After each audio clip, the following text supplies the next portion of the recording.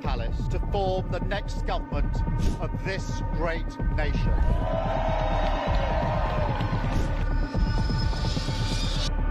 Take a look at what happened.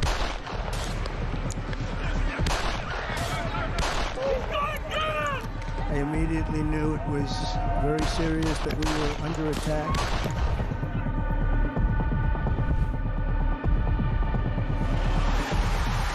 The time has come, and this surely is England's time. Williams, who scores, and Spain lead. Shot from distance is in.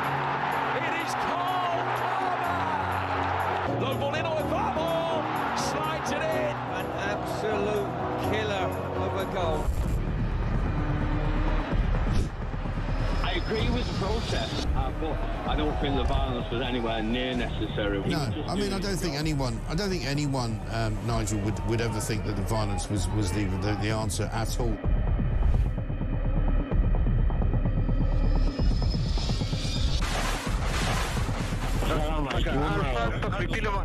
אזרחי ישראל, אנחנו במלחמה.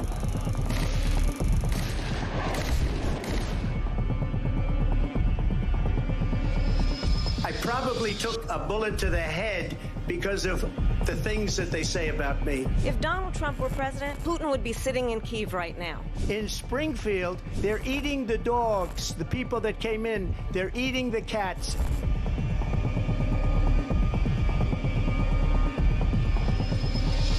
Liberal left couldn't understand that this man could be anything other than the great newsreader, a man of integrity. Is it possible in any way, shape or form that Keir Starmer didn't know about these facts about the suspects in Southport? I find it extraordinary that he wouldn't know. It seems that the public has not been told the truth. No, there's nothing like an American election, I have to say. North Dakota has gone red, South Dakota's red, Texas is red. Many people have told me. Across the UK, on DAB+, on YouTube, on your mobile, and on your side. This is Talk.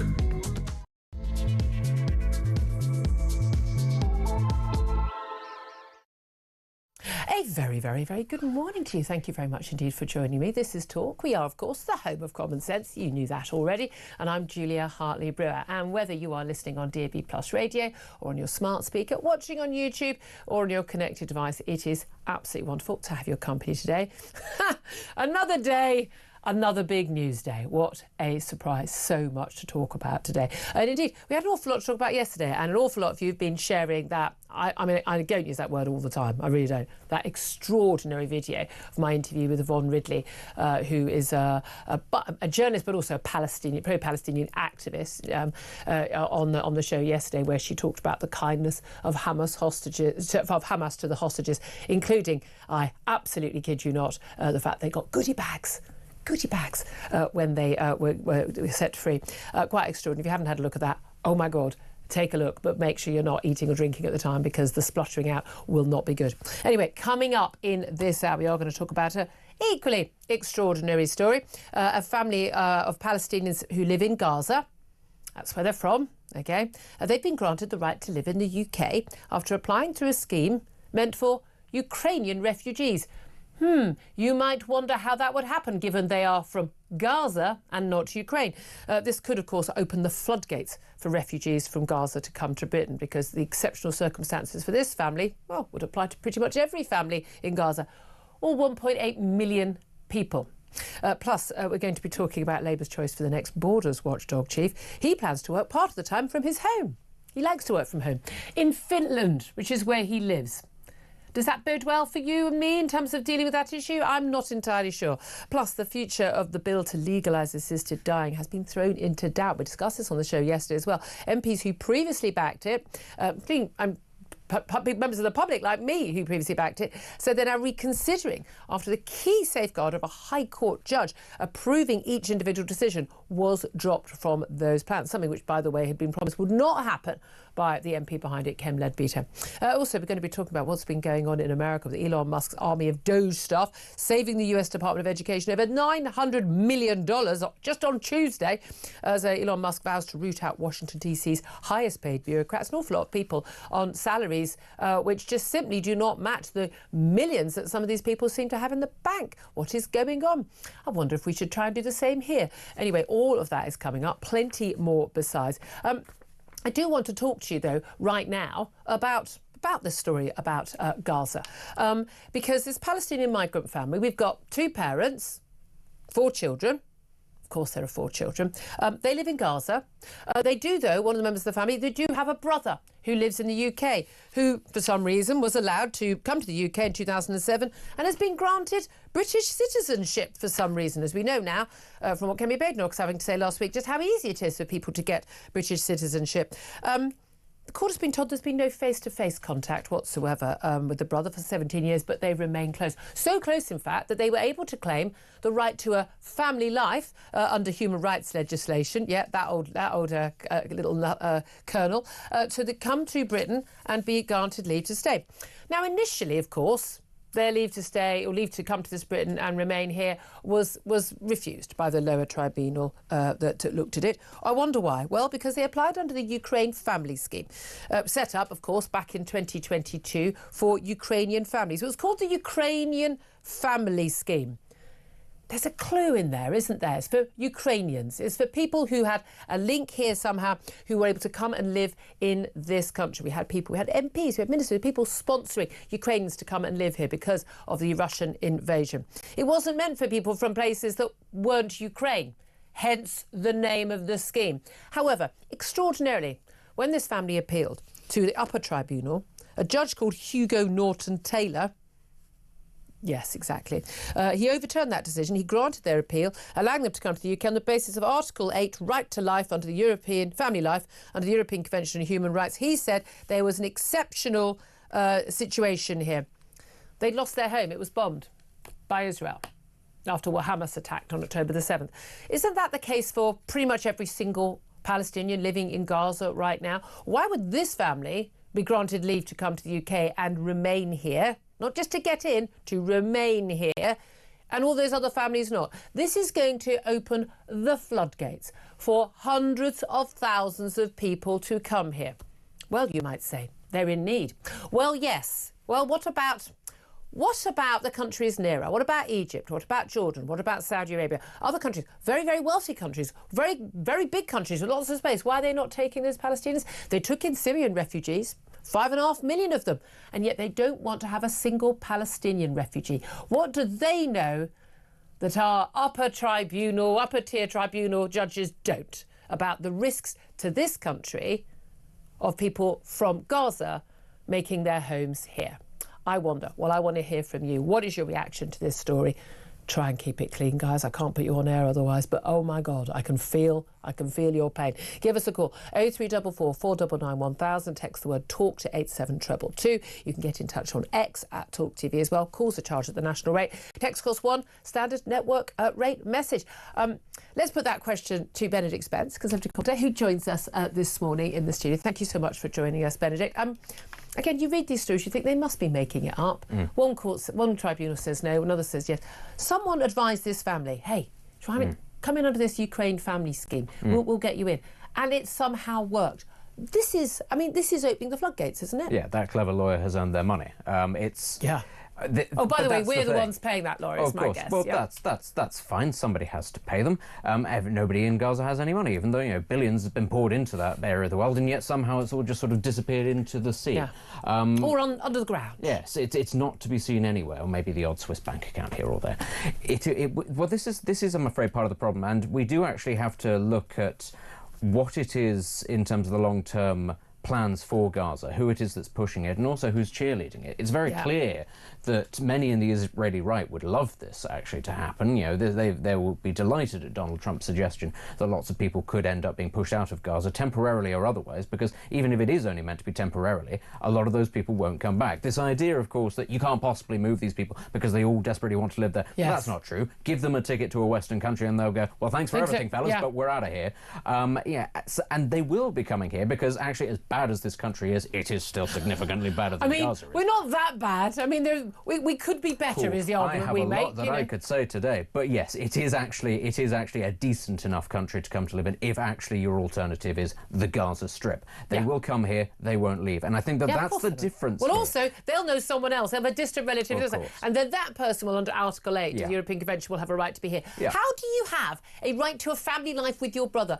My stepsisters lived in New York for most of my adult life. Yeah. I don't have the right to go, oh, I'm just going to go and live in America because my stepsister lives there. Yeah, it's absurd. It is. You can make it very tenuous. You can make an argument. You've got a right to be with your children. That's a tenuous argument, even when people are coming from abroad. Well, your child can go back where you are. Yeah, and I think the difference here is, of course, lots of people will then say, but it was fine when it was the Ukrainians, and people will try to paint that as racist. But the point is, the Ukrainians want to go back. None of them going back. Yeah, none of them thought, do you know what I want? I want to go and live in temporary accommodation in Britain for the rest of my life. It was almost entirely women and children in a particular circumstance. And yes, a shared culture. I would have thought that actually, lots of these people would be much happier going somewhere. Well, Jordan. I mean, this is fascinating. When we saw, was it the Egyptian president yesterday who was with the with Donald Trump? I mean, lots of different trips from leaders in the Arab world, and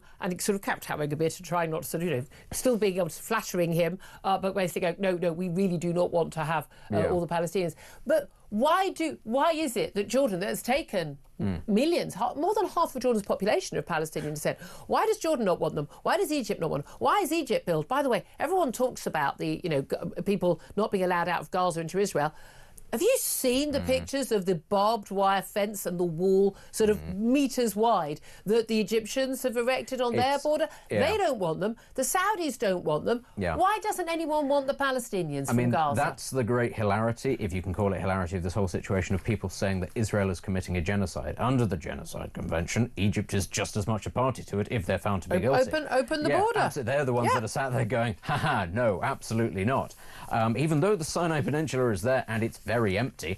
The Egyptians are under quite a bit of pressure from the international community because their country is sort of on a knife edge perpetually. They need a lot of aid from the rest of the world. So if they were going to go anywhere, they probably would end up going there. And also, Egypt is run by its military. It's not an open and free democracy. Yes, but it's also got the Muslim Brotherhood. And again, and the Muslim Brotherhood are just another wing of of Hamas and everything. They're all extremists. So actually, a lot of these people, extremist nutters. So a lot of people in Gaza would actually have no real cultural problems assimilating into that part of the Sinai. Jordan doesn't have as many resources or other land, but as you say, there are other countries now, and especially seeing as now those countries in the region are recognising the Syrian government and are saying people now need to go back. It's not as if there isn't going to be spare capacity there for migrants, because those people are supposed to be going back to Syria. One of the things I do love about Donald Trump is calling out these Arab countries who just say, oh no, we so support people. Okay, we'll take them in. I mean, again, also, given that the vast majority of people who were displaced, when Israel was created, have actually gone to a lot of those other countries already. I don't know why we're making this exception for this one group of people. The state that Gaza is in, Hamas's fault, no one else's. You'd think they'd be happy to leave. But just tied into that, and I want to come back to what's going on here, but tied into that, Donald Trump is doubling down on his plans for. What are his plans? Plans in inverted commas. I'm using the term very, very loosely. What are the plans, Donald? I'll let you know.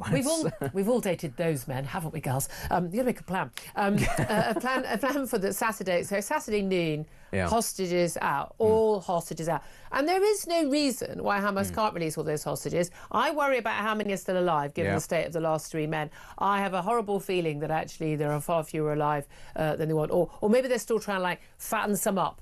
To make them not look so bad, because actually the outrage that people felt. It's like they almost said the quiet bit out loud. Oh yeah, we've been torturing and starving people. It turns out we're not the nice people who give people goodie bags, like Yvonne Ridley is mentioning. But here's the thing. That Hamas deadline on Saturday is basically giving a green light to Israel to say, look, we're going to back you if you want to go back in again. Now, I would 100% support Israel doing that. The chance of them, if they don't get those sausages on the weekend, of getting them out alive again is going to be virtually zero. What would you do if you were Benjamin Netanyahu? I think I did say when this was announced, this really is a temporary thing, and it's probably not going to end particularly well, because Hamas's only leverage really that exists are the hostages and the opaque question of whether or not they're alive. Basically, it's holding that over them, saying, "Well, you're not sure," and it could be that they've got out most of the women. I mean, they're young people. They have. You know, I think we underestimate in this country how important it is to Israelis to get as many out alive as possible, because it's a much smaller culture. You know, almost everybody knew somebody who had been involved, and of course the history of genocide. You know, this is a country where is only just about as large in terms of Jewish people as people who died in the Holocaust. You know, when you think about it in those terms, every single life is precious. And to it's them. this idea of no man left behind. Yeah. Sort of woman. They exchange prisoners for the remains of people, but they also do it because they know we're going to get our revenge at some point. Okay, you're not in prison anymore. Go back to Gaza. Go back to the West Bank. We'll get you at some point. And let's hope they do, because a lot of mass murderers and terrorists have been let out. Frankly, that's the sort of attitude that I think a lot of us admire. We'd like our own governments to do that, but they don't. And that's one of the things that is used to beat Israel with. It behaves like a country you wish you belonged to if they wronged you and your family. Ours doesn't. You know, most European countries don't. The United States up to a point, sometimes depending on what it is. No, quite a lot. I mean, I have to say, I'm very much of the view. I mean, with Israel now, I mean, the fact that so many in the West have not been back in them. This Keir Starmer went back in France, and I mean, I'm glad they've now got Trump in the White House to give full backing. I genuinely, I think there are some moments when it's just very simple moral debate, moral discussion. It's a yes or a no. Pick the right side, guys. I'm sorry, and it doesn't mean that your side is perfect and does everything right and doesn't commit atrocities.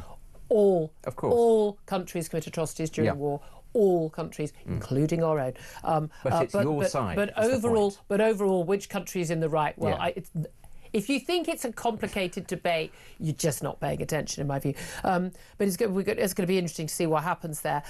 Let's also talk about what's going on here, because the Labour government is desperately trying to sort of look strong on a lot of these issues on immigration. I mean, again, very hard to do that when you've got the front page of the Telegraph pointing out that we could just have hundreds of thousands of Gazans arriving on our shore.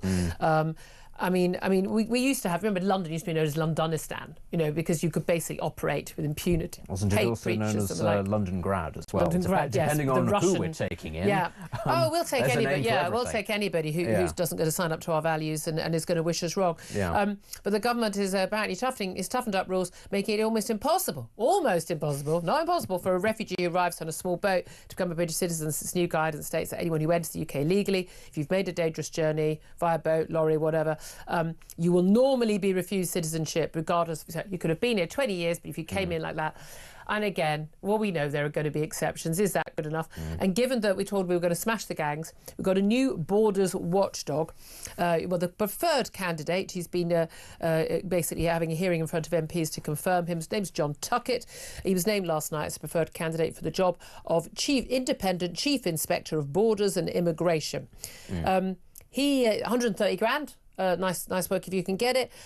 He's hinted that basically, he'd like to work, at least pretty much half the time at home. He believes in working from home. He says there'll be time for being available, and then dedicated time whenever for quiet reflection and writing reports. His home is in Finland. We're going to have someone who's in control of basically inspecting our borders, and he's going to work. He'll be working from his lovely little house in Finland. I mean, are they having a laugh? Do we know where his house is in Finland? Because you say he wants time for quiet reflection. He could be looking after our borders and then go stand at the window looking at the Russian border and thinking, I've made some interesting life choices. But it's utterly mind-blowing. A, we couldn't find anyone who lives in this country. B, no, I'd quite like you to turn up. I think I'd quite like you to be on top of things every day and inspecting things. And, maybe you could do a bit of quiet reflection while you're on the train there. And the trains that don't work and don't get you from A to B. Benedict's a bit stressed. Benedict only just made it by the skin of his teeth from being on a stopped train all morning. Benedict is not having a great time and is very furious about the state of everything. I mean, he has to pay no through the change nose. there, people, no change. He has to pay through the nose for things to not work and is then told that he's the problem if he complains about it. Benedict is very disgruntled at the state of this country. Benedict's also really creepily talking about himself for the third person. Benedict's ego has slipped the bonds of his body, and that's how angry he is. Well, why don't you do this job from Finland? I might as well do it from Finland, frankly. At least the trains work in Finland. I tell you what, but yeah, so I got up and I got a flight into Finland. It would get here on time at the very least, because actually things in Scandinavian countries do actually work. Things in Russia even work better than they do here. This is one of my things about the whole debate about tax rate. Yeah. I think, as we know now from a lot of countries in Northern Europe, actually, a lot of those people, polls show they're not bothered about paying high taxes in those countries because things work. Yeah. What we do is we pay very high taxes, but nothing works. Well, I suppose in Norway there is also the fact that they've used all of our oil to pay for their pension, so I'd be pretty relaxed about paying high tax as well if everything works, because the second I put my feet up, you're thinking the British taxpayer has had the wool pulled over their eyes again, and I am going to be living it up large for the rest of my life with my free healthcare and everything. Yeah, fantastic. Listen, I want to talk about one other story before we get to a break. We've got lots of calls, as you can imagine, coming in about this Palestinian family in Gaza given the right to stay here. I mean, every single day you wake up to a new announcement from the Oval Office. I mean, we're basically an international show now, aren't we? Basically a new MAGA head has been appointed to just sort of look at basically, publishing all of these secret government files that have been sitting in darkened rooms over the years. We're looking at, the assassination of JFK, of Jack Kennedy, of Robert F. Kennedy, Martin Luther King. We're looking at stuff about UFOs, the shooting of Lee Harvey Oswald, the assassin of JFK, the Jeffrey Epstein client list. Basically, a load of stuff, some of it under wraps for decades and decades, going to be released. Lots and lots of conspiracy theorists on lots of these things. I have to say, there is simply no excuse for not releasing things long after. I mean, what we talk. I mean, JFK was. I mean, that was before I was born. So we're looking at about 60 years, for goodness sake. Yeah. Why can't that stuff be released?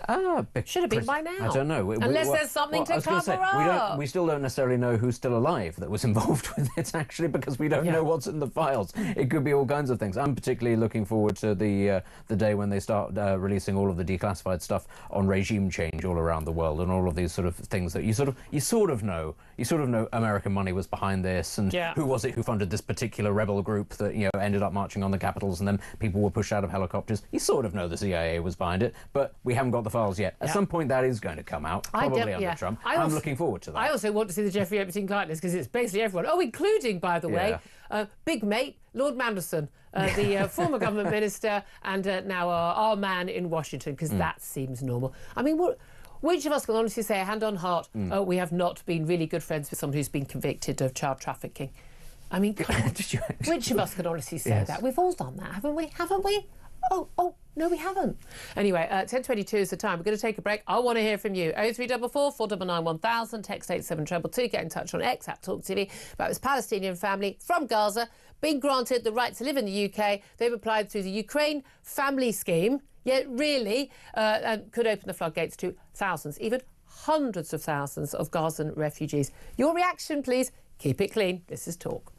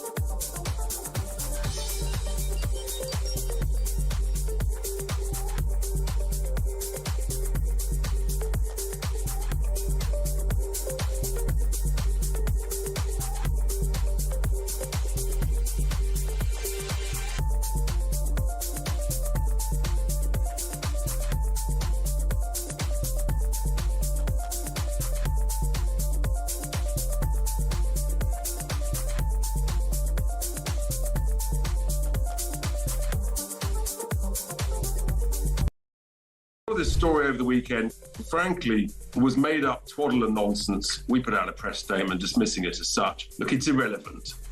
We're just going to focus on doing what we do well.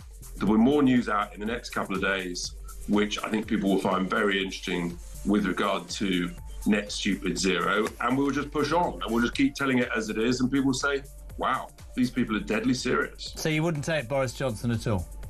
Definitely not. Absolutely not.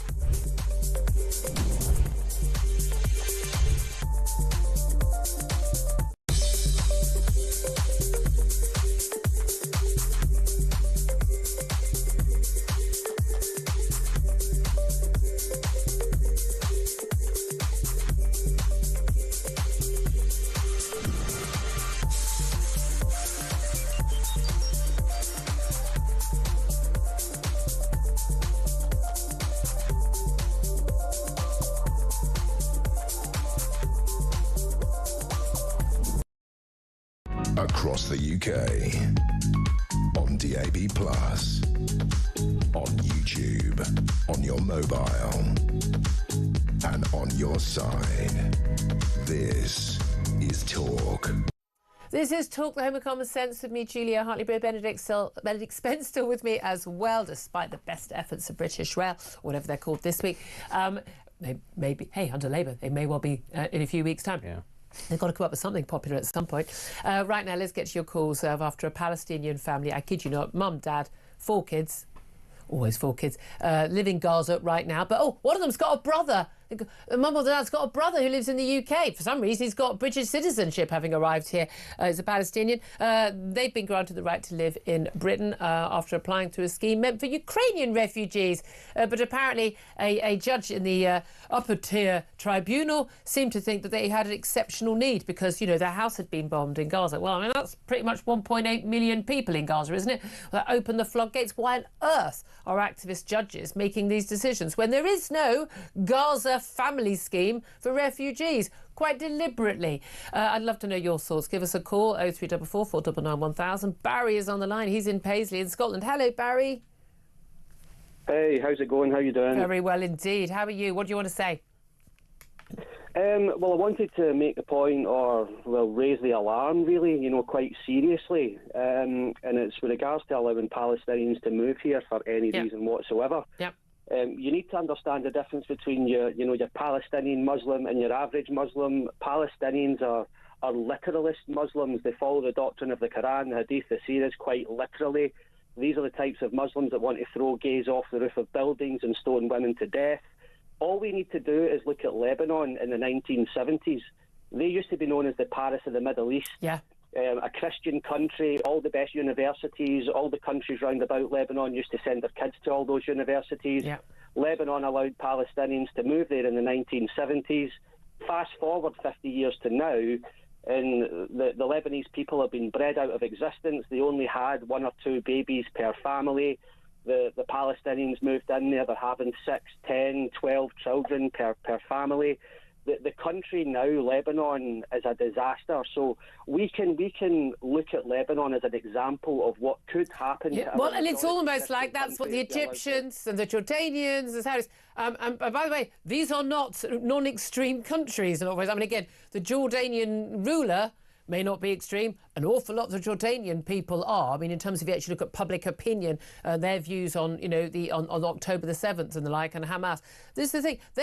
They're not taking these people for a very good reason. And I'm not tarring everyone with the same brush. I'm just playing the odds. Yeah. Look, the Quilliam Foundation done a report a few years back, and it found that around 15 to 25% of the world's global Muslim population wants to do away with democracy and replace it with Sharia law. Yes. We cannot allow people to move here that want to fundamentally change how our country operates by having 10 babies. 50 years from now, we're finished. And again, there'll be people listening to that and they would go, whoa, what a horribly bigoted, Islamophobic. I don't think anything you've stated there isn't actually a perfectly reasonable point and a demographic point, a cultural point. We shouldn't have anyone come to our country who doesn't share our values. And again, there is a large strain of Islamism, which does not approve of democracy. It doesn't agree with democracy. Well, then I'm not sure ours is the country for you, is my response. Yeah, look, we must have an adult, grown-up conversation about Islam, fundamental Islam, literalist Islam. There is a difference between your Muslim that doesn't even go to the mosque, and then your Muslim that I've got Muslim friends who go to mosque, but they don't sign up to any of that. Exactly, completely. Barry, I really appreciate your call. Thank you very much, Steve. Just a very brief response from Benedict. You were nodding along to some of that. Yeah, it's why it's so sort of amusing that the multiculturalists and sort of in this country like to talk about the concept of a Muslim community. There's no such thing, and it sort of gives the game away about how little they know. The average sort of Muslim in North London or something thinks a completely different thing from the average one in Bradford or somewhere like that. Well, depending on which country their heritage is from. Country, but also what mosque they go to. Actually, these things matter. Absolutely. Well, we know we've had a massive big issue with hate preach to the mosque, preaching very extremist views. Exactly. Let's go to Mark. He's on the line in Lincolnshire. Hi, Mark. Hi there, Julia Maducky. All right this morning? Oh, I love a duck. I love it. Thank you very well. What do you want to say, my love? Just, I suppose, echoing what Barry was in Scotland was just saying. These people just should be nowhere near the West in general. I mean, you're talking about, nearly 2 million people that have had about 7 decades minimum of utter indoctrination, of hatred, not just towards Jews, but to Christians, to Hindus, to most other Muslims, and to, Western liberalism in itself. This is what people don't get. They hate us just as much. Absolutely. As Barry was saying there, go and ask Lebanon, Iran, Jordan itself, Egypt. One of the reasons Egypt doesn't want them is because they've let them in the past. Yep. And they've caused nothing but trouble there. They suddenly get terrorism. They suddenly get all these problems. What absolute idiot would even think that this is a good idea? Well, an activist judge. An activist lefty judge. I mean, who else? We should not be surprised. But, there is another side of this, I think, as well, that I think is in play quite a lot. And it goes back to the old comment.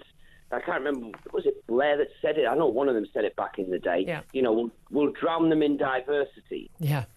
And one of the things that I've worried about for quite a while, particularly under this government, is the more we rail against something on the right, the more they will do it. And they double down. Oh, yeah. Oh, absolutely. They will. But you know what? We have to speak out because we're on the side of right and honesty. And actually, if you want to protect, people in this country who are of minorities, you need to protect them from those belief systems which actually hurt them as well. I mean, that's the reality. Mark, I really, really appreciate your call. Thank you so much. Lots more calls, lots more texts. I promise we'll get to as many as we can. Time now, though, to find out just how you could be in with a chance of winning £25,000. It's competition time, and we're giving you a chance to win a whopping £25,000. So what do you need to do to get involved? All you have to do is text the word prize to 83338, or you can enter by post. It's as simple as that. Once again, to get involved, just text the word prize to 83338, or you can enter by post. 18 plus, UK excluding NI. Enter by SMS for £2 plus one standard network charge by 11 p.m. on March the 3rd, 2025. Or send your name, email and contact number to £25,000 cash competition, PO Box 3190, Colchester CO2 8GP, to arrive by 5 p.m. on March the 6th, 2025. This is a News Broadcasting Network promotion. Full terms and conditions at talksport.com. Right, wait a second. Oh, a very good morning back again to you. I'm so sorry we came straight back out. I didn't realise that. Coming up after the break, we're going to be talking to former Conservative leader Sir Ian Duncan Smith. More from Benedict Spence. This is Talk. We are the home of common sense.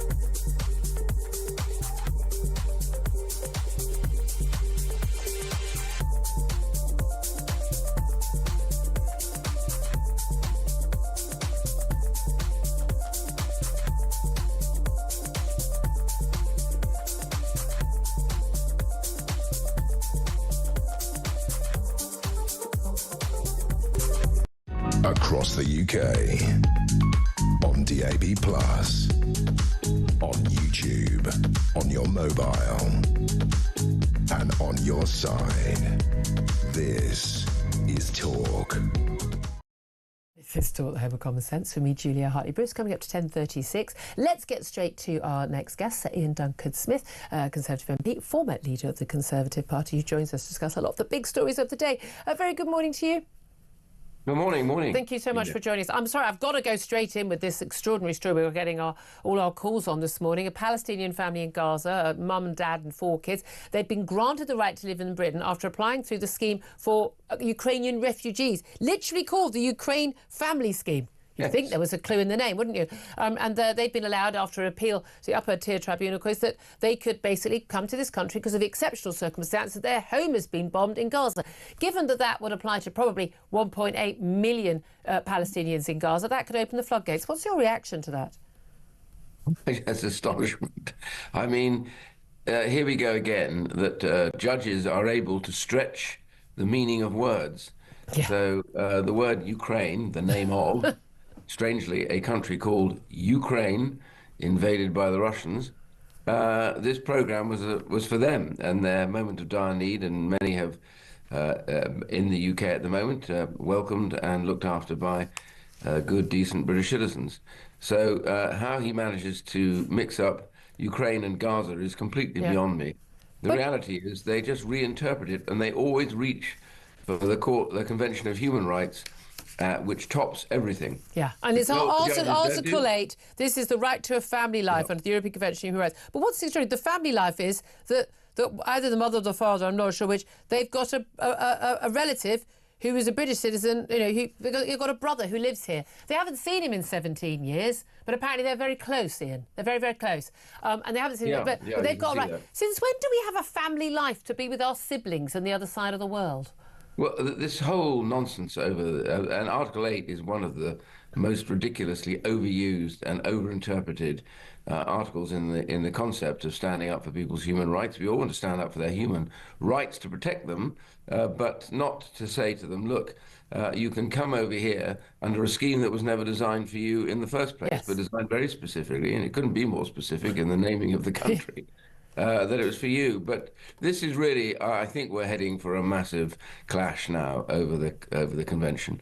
It just seems to me progressively, almost day by day, what has happened is Parliament that used to be known as the sovereign leader of the United Kingdom, it was sovereign, is no longer sovereign. It has a Supreme Court set up in a hurry by Tony Blair, which second guesses parliamentary decisions now, and it has almost any Tom, Dick and Harry masquerading as a judge, going around the place, being able to overturn almost anything that the government does. But isn't the problem not just the European Court of Human Rights or the European Convention of Human Rights or any other international bodies? In fact, the problem is our own activist judges who are, I mean, not interpreting, they are misinterpreting this legislation. All of this legislation about the right to a family life and things like that, well, I mean, you could use that to stop someone going to jail. We had the Pakistani paedophile, part of a grooming gang, trying to groom 3 young girls. Not allowed to live with his own children because he's a risk to them, but apparently it would be damaging to his right to a family life for him to be sent back to Pakistan because he'd be separated from his kids, and that would be damaging for them. I mean, these things are being wildly interpreted when actually there are clauses in those articles making it very clear, except, where there is a risk to, to the public, national security, safety. Well, clearly having paedophiles in the country or foreigners who've been convicted isn't a good thing. Another case of an Albanian, 250 grand's worth of cash from ill-gotten gains, gone to prison, able to stay in the country because apparently he thinks his kid won't like foreign chicken nuggets. Don't know whether his kid has ever had foreign chicken nuggets, but this stuff is all laughable. And we think it's like a silly one-off. It's not. It's day in, day out. This stuff is happening. And it is our own British, homegrown, home-trained, home-appointed lawyers and judges who are allowing this to happen. We need a root and branch clear out of these people. Doge style, Trump style. Well, I get the point you're making, but you clear out one lot, you'll end up with another. In a way, it's not what's in their head, it's what's in their hand. And so, therefore, the tool that they can use is always vaguely drafted, open legislation. And in this case, it is in the convention. that article is way, way too generous and way, way too ill-defined. So the key thing here is, if you're going to have protection for human rights, they really should be done here in the UK, but overall they should reflect the nature of the UK, not just a general statement. And so the problem is, even if you got rid of every judge tomorrow, and bear in mind, this is a government that's employed Hermer, who is Lord Hermer, the Attorney General, he's about as anti-British as possible, and parades his anti-Britishness on a scale which is almost unbelievable. He's sort of, give away the Chagos Islands. I mean, let's get some money for Jerry Adams. The British Empire a disgrace. It was all about chastising various people. It didn't give anything to anybody. I mean, just the whole thing is complete nonsense. But so they're always going to be around people who have a political agenda to their legal position. But that notwithstanding, if you clear them all out tomorrow, you just fill the same space. My key question is, what are the tools that they use that need to be rectified by government? And I have to say, this government is going to face this rather quickly, I think. Well, and the funny thing is, of course, that actually this is going to keep coming back and biting them in the backside, is it not? I mean, we've got announced that, people who arrive on a dangerous journey, on a boat, under a lorry, or the like, they apply for refugees status here, they'll never be, basically, unless there are exceptional circumstances, they will typically not be allowed to get British citizenship. Yeah, I'm sure some of them will. But also that extraordinary revelation yesterday that a deportation flight, which was filmed by the Home Office as a big, oh, look, aren't we being tough on deportations? There was a private jet, went back to Albania, at an estimated cost of £1 million. They carried 220 passengers, 47 Albanian legal migrants and convicted criminals to their home country. Each one cost 22 grand. And we know, actually, a lot of the cases when there are deportations, they're actually voluntary. And we're giving them 3 grand to resell. By the way, they just spend that back at home and then they just come back again and start again. And I mean, it's an absolute joke, isn't it? Well, yeah, that's exactly the point. I mean, here's a government banging on about the Rwanda scheme, which was structural in one sense because it sent people away from their home to a place that is even further away than the place that they started from, which would have been a major deterrent. There's no question about it. I think it would have been. But they complained there was too much money spent. And now what they're doing is having to throw money at projects, very short term. By the way, we already had an arrangement with the Albanian government before the last government left office. There's nothing new about Albanians going back to Albania. But this indicates how desperate the government is. They know very well their programme, apparently cracking down on the gangs, led by a man apparently who doesn't even live in the United Kingdom, who lives over in Finland. I mean, when I saw that, I wanted to come to that. Joke going on in the newspaper. There was confirmation hearing in front of MPs yesterday. John Tuckett, independent chief inspector of borders and immigration, but 130 grand a year. Thank you very much. And he's hinted he'd like to work part-time from home, and his home is in Finland. I mean, as you say, you can't make this stuff up. This is stuff. If this was in, Yes, Prime Minister, or the thick of it, you'd go, oh, that's a bit far-fetched. This is how we live now. This is what we're supposed to put up with now. Well, there's even room, though, even under the normal criticism that we would make of the way we live, when you find a bloke living in Finland who is going to run your anti-border policy here in the UK, there is a moment when you look at this and think to yourself, I'm not going to say it exactly, but they're taking something out of me, I have to say. They're definitely taking something, I have to be said. Can I ask you just finally, a big story in the last couple of days, of course, is these changes to the assisted dying bill, that one of the biggest safeguards in that bill from the private member's bill from Labour MP Kim Leadbeater was to have a High Court judge have the final say on whether or not in each individual case someone should be granted assisted dying. Lots of other safeguards. Now, I'm somebody who's long thought that we should have assisted dying. I don't think just for terminally ill people, as this bill allows. I would think for people who in long-term physical agony. I think it's a personally. I know lots of people differ. I think it's a fundamental human right. But I would certainly want huge safeguards against people being pressured or feeling like they had to because they didn't have access to care at the end of their life, etc. To vote to choose this. They've now basically thrown that measure out to say it will be a board with probably a lawyer, maybe a social worker, a psychiatrist, rather than a High Court judge, because there simply aren't enough High Court judge appointments facing court for there to actually oversee this. You've always voted against assisted dying of any sort, and every time there has been a vote. What do you make of this change that has just been sort of just ripped out of this bill? despite that being a measure that was a key safeguard in the original bill?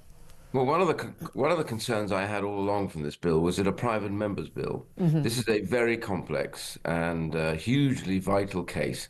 Even if you disagree or agree with it, you'll want to make sure that the right checks are in place. We don't end up in, like some countries where basically, in Canada at the moment, you sort of get a slip in the sent to you if you moaned or complained about your disability equipment or something, and there have been cases like that. So what's wrong with this is that Kim Leadbeater, I have a lot of time for, but she gets to pick the whole of who's in the committee. And one of the big things at the beginning was the committee is genuinely not, I think, balanced. Yeah. And the evidence session that's taken place is far from balanced. Yeah, and eminent people from eminent bodies that clearly have a useful contribution have been barred from making any statements. And it's not as though they don't have time, because they do. There is no time limit on this.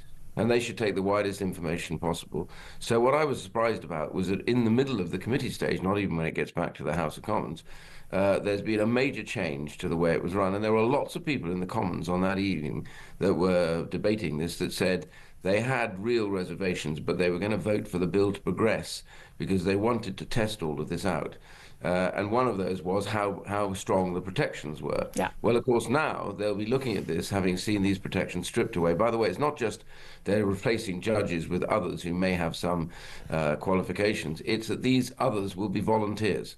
Yeah, and by definition, there'll be people who are therefore signed up to. I know that's my concern, and I say that as someone who is in favour of this. I think now I would vote against it. Literally, Sir Ian Duncan-Smith, we'll have to leave it there. Covered a lot of ground there. Former Conservative Party leader Sir Ian Duncan-Smith, thank you. Benedict Spence, on the assisted dying bill, we're going to talk about it a bit later. But where are you on this? I mean, I was opposed to it beforehand, and I issued, even more opposed to it now. Yeah, and the whole slippery slope thing. At the very least, I thought they'd wait until the legislation was in place before starting the backsliding. But they're not even doing that. No, I mean, I have to say, I think Kim Leadbeater's actions over this has been absolutely disgusting. Absolutely disgraceful. They really have completely lost my support. And I'm someone, again, I've been in favour of this as a dying all my life. I really have.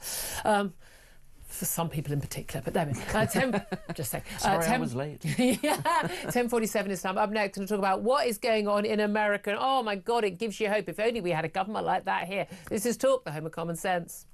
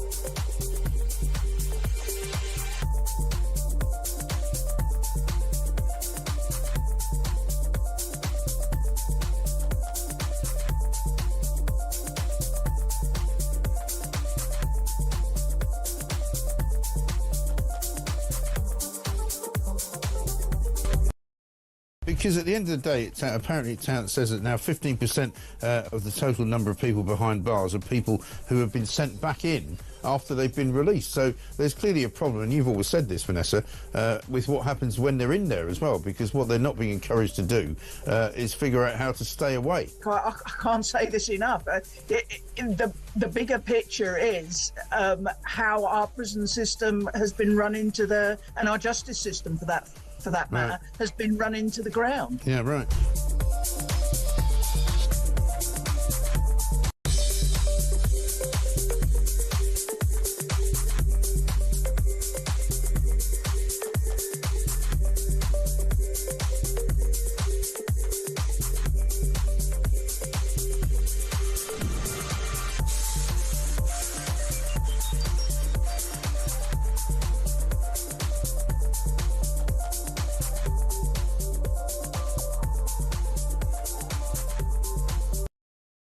Across the UK, on DAB+, on YouTube, on your mobile, and on your side. This is Talk. Very, very good morning to you. This is Talk, the Home of Common Sense. 10:51 is the time. I'm Julia Hartley-Brewer. Let's go right now to Greg Swenson. He's chairman of Republicans Overseas UK.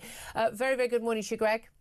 Good morning, Julia. Thanks so much for joining us. I have to say, I've been looking with awe and wonder and lots of jealousy at what's been going on in the States with the announcements from Donald Trump and Elon Musk tackling waste and frankly corruption in American government.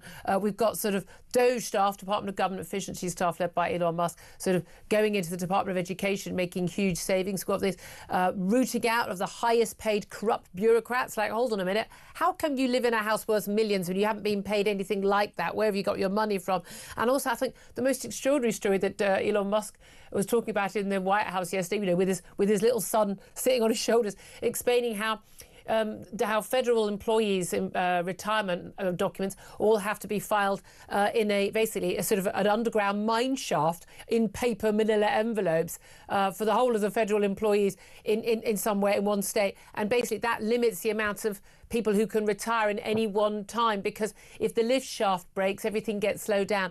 It was mind-blowing stuff, but that's the reality they're dealing with. Tell us what you make of it all.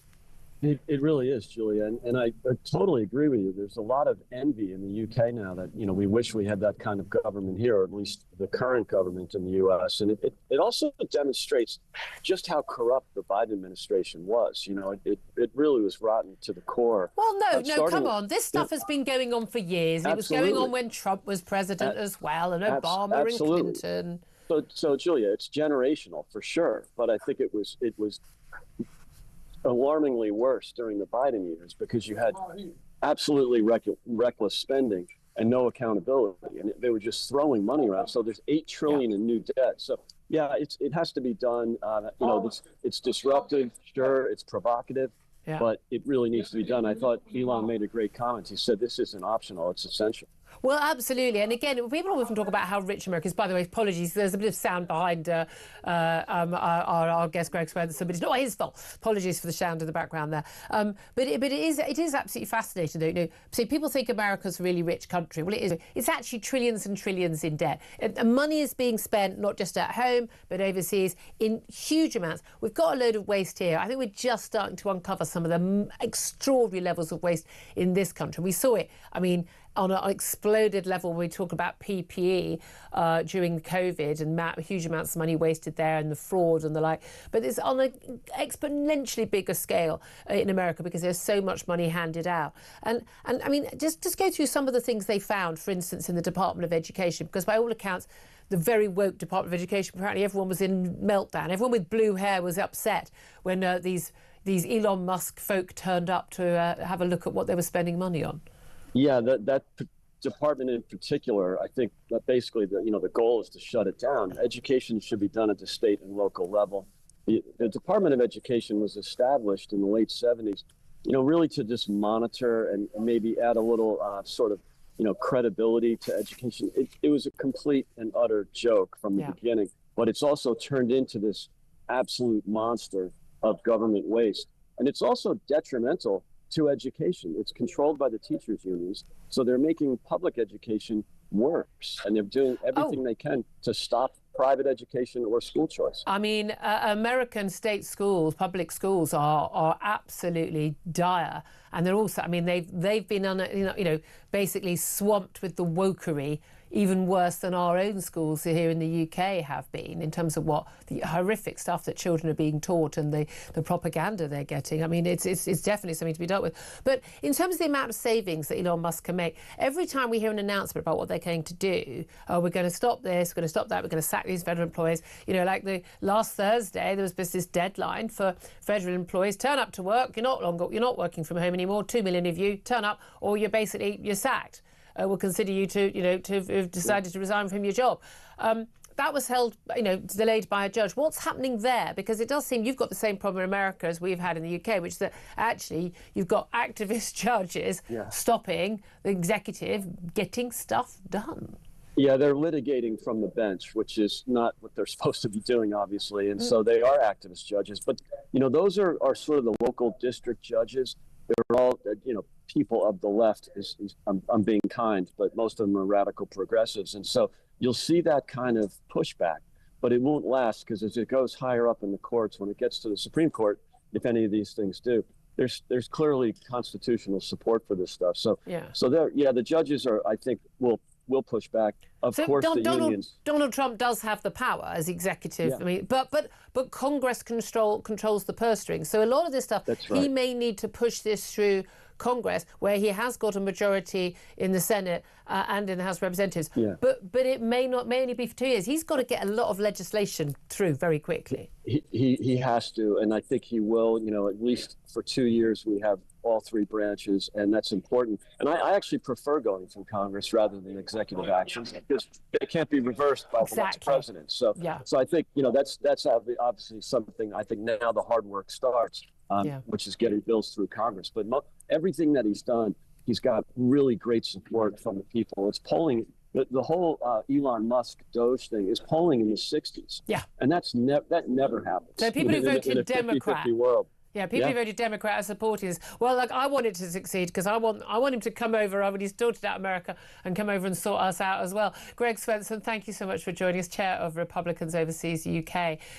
Benedict Spence, watching this. Look, I'm not going to support everything that Donald Trump does or says. I've made that very clear, even though I'd have voted for him, but I am loving this stuff. But Americans, the country, the only reason it's not bankrupt is because the dollar is still, the leading currency in the world. They are trillions and trillions and trillions in debt. They've got to stop spending money on nonsense. They are, and it's lovely to be able to kid yourself that you can keep spending that amount of money, but sooner or later people do, I think, want to see responsibility in government. And also, actually, to pick up on what Greg Swenson was saying, I do think the tail end of the Biden administration, people did begin to get, even lifelong Democrats began to look at the pardons, for instance, the preemptive pardons, and think, hang on, what is going on here? This is not, in fact, what happens. Usually there's a couple of people, as you go, who've already been convicted, maybe the odd person here or there. Yeah. There were far too much of that going on.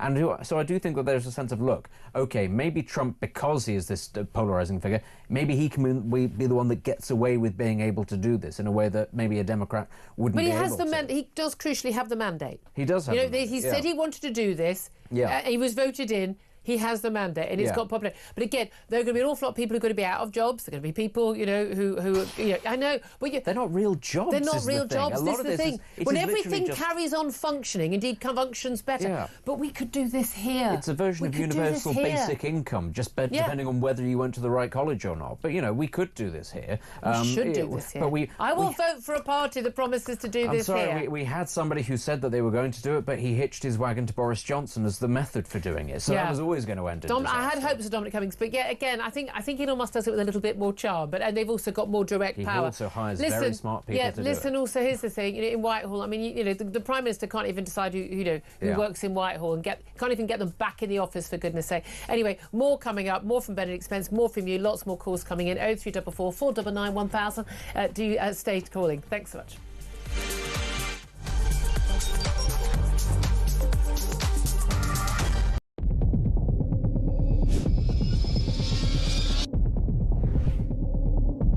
I spoke with His Majesty the King to request the dissolution of Parliament, and we will have a general election on the 4th of July. I I have just returned from Buckingham Palace to form the next government of this great nation.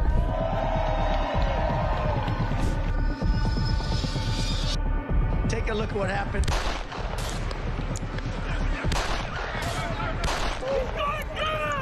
I immediately knew it was very serious, that we were under attack.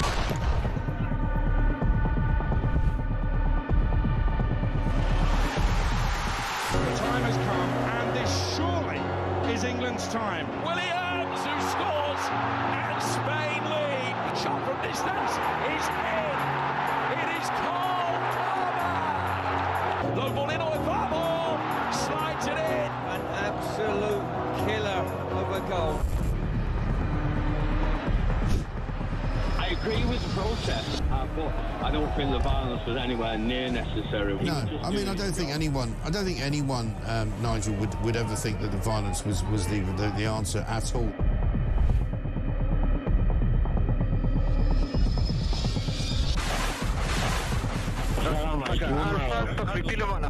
אזרחי ישראל, אנחנו במלחמה.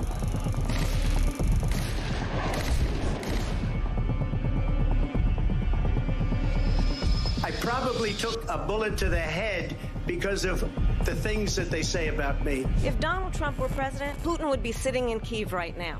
In Springfield, they're eating the dogs. The people that came in, they're eating the cats.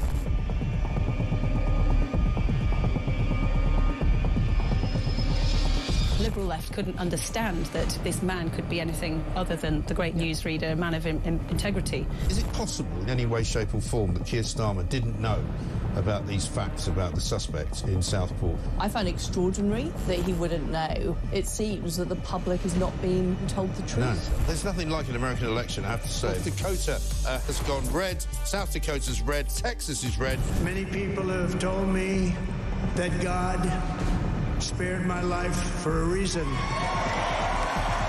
Bloomberg UK reporting Ukraine has made the first...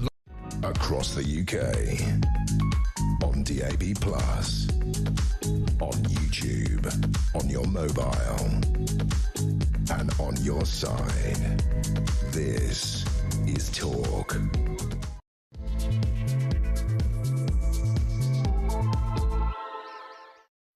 Good morning, welcome back. This is Talk, the home of common sense. Thank you very much indeed for your company. Appreciate you joining me. Lots to talk about today, and whether you are listening on DAB+ radio, on your smart speaker, watching on YouTube, or on your connected device, it's great to have your company. Also the company of Benedict Spence, he's a Conservative commentator. He's in a bit of a mood because he was stuck on a train this morning. So if you want to call in and try and cheer him up, should we make that our phone in today? Call in and cheer Benedict Spence up with feel good Wednesday moods. What if I start snapping at members of the public? I don't think that's good. We don't have any members of the public. They're our family. They're our family. Anyway, if you want to put those call-ins, that would be highly amusing for me. Anyway, let's talk about the important stories of the day, because this is both unbelievable, mind-boggling, infuriating, laughable, you name it, it is everything. A Palestinian family living in Gaza, mum, dad, 4 kids. They have been granted the right to live in the UK after applying through a scheme meant for Ukrainian refugees. The clue that it was meant for Ukrainian refugees is evident in the fact that the scheme they applied under was called the Ukraine Family Scheme. I know, there definitely is a clue in that name, isn't there? But it was obviously some lawyers, obviously paid for by you and me, decided that was a good idea for them to apply for that scheme, even though, of course, it was only for people coming from Ukraine. And they have argued that they have a right under Article 8 of the European Convention on Human Rights to a family life. What is that family life? Well, to be with either the mum's or the dad's brother. He came to this country, way back when, the best part of 2 decades ago, and he's got British citizenship. Because we know how easy it is to get British citizenship now, so they think they've got a right to come here. And a lower-tier tribunal judge said, yeah, you don't, actually. An upper-tier tribunal judge, after it was appealed, said that they did have the right. He said it was exceptional circumstances because their home in Gaza had been bombed. Except in Gaza, that's not an exceptional circumstance, is it? It's actually the situation for the vast majority of families in Gaza. That entire strip of land has been turned to rubble. So exactly how many of the 1.8 million Gazan Palestinians are we meant to take under the Ukrainian Family Scheme? Does this open the floodgates? Is this just the madness of activists, judges and lawyers? Do we need to put a stop to this? What is the government going to do? And how do we put a stop to it when we've still got the European Convention of Human Rights basically enshrined in our own laws in the Human Rights Act and being not interpreted, outrageously, blatantly misinterpreted by activist judges who think that they know better than our elected representatives and think that for some reason this country owes some sort of debt to a family of Gazans living on the other side of the world. It's utterly bizarre. Jordan doesn't want these people. Egypt doesn't want these people. Saudi Arabia don't want these people. None of the countries in the Middle East, the Arab leaders who talk so much about the Palestinian cause, none of them want to offer homes, places to live to the people of Gaza. Why not? Why not? Because this is a highly, highly indoctrinated, propagandised, extremist population. Not everyone. I'm sure there are some lovely Palestinians living in Gaza. But for the last God knows how many decades, they have basically been raised on a diet of death and destruction. Their entire raison d'etre, they are told in their own school books, is to basically be a suicide bomber and kill as many Jews and destroy Israel. Do we really think that those are people who would make a good contribution to British life, to British culture, who would assimilate, who would integrate and be a boon to our country? I'm going to play the odds here and say, I'm not sure they will. Does that make me a bigot? Sorry about that. Does that make me, I don't know, a ziohag? That's what I'm called most days on Twitter as well. Well, maybe it does. Maybe I just think that British people should be put first. I know, I'm old-fashioned like that. We're going to be talking about that. We're going to be talking more about assisted dying, that massive change about the High Court judge that's been dropped from that bill, whether that affects everything. We're going to talk about the next Borders Watchdog chief who plans to work part-time from his home in Finland, I kid you not, and also about a dozen left-wing Labour MPs, are there any other kind, pushing ministers to introduce a 4-day working week as part of the government's overhaul of workers' rights. I don't know why they're pushing for it. The rate we're going, we're going to have blackouts. We're going to be 1970 style 3-day week by the end of this Labour term in office. So don't worry, guys, you're going to get what you wished for. Anyway, I want to hear your thoughts on all the stories we're talking about, but in particular, Palestinian family from Gaza being granted the right to live here in Britain.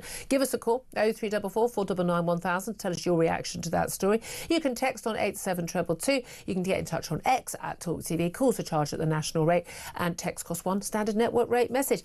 Let's get the thoughts right now of Benedict Spence, the Conservative commentator, as I said, in a bit of a mood today. Not as much of a mood as I think the people are in Britain who are going to be going, I wonder where these Palestinian migrants are going to live, who've been educated and told and ruled by Hamas for years, telling them their main aim in life is to kill the infidel. Yeah. Because I think there's a lot of infidels here in the UK. I mean, I'm among them. Are any of these people railway engineers? I'd be prepared to make an exception. Probably. No, I mean, either the mother or the father is definitely a brain surgeon or a rocket scientist. That's normally the case. Well, I don't need a brain surgeon or a rocket scientist. I'd just like basic public services to work.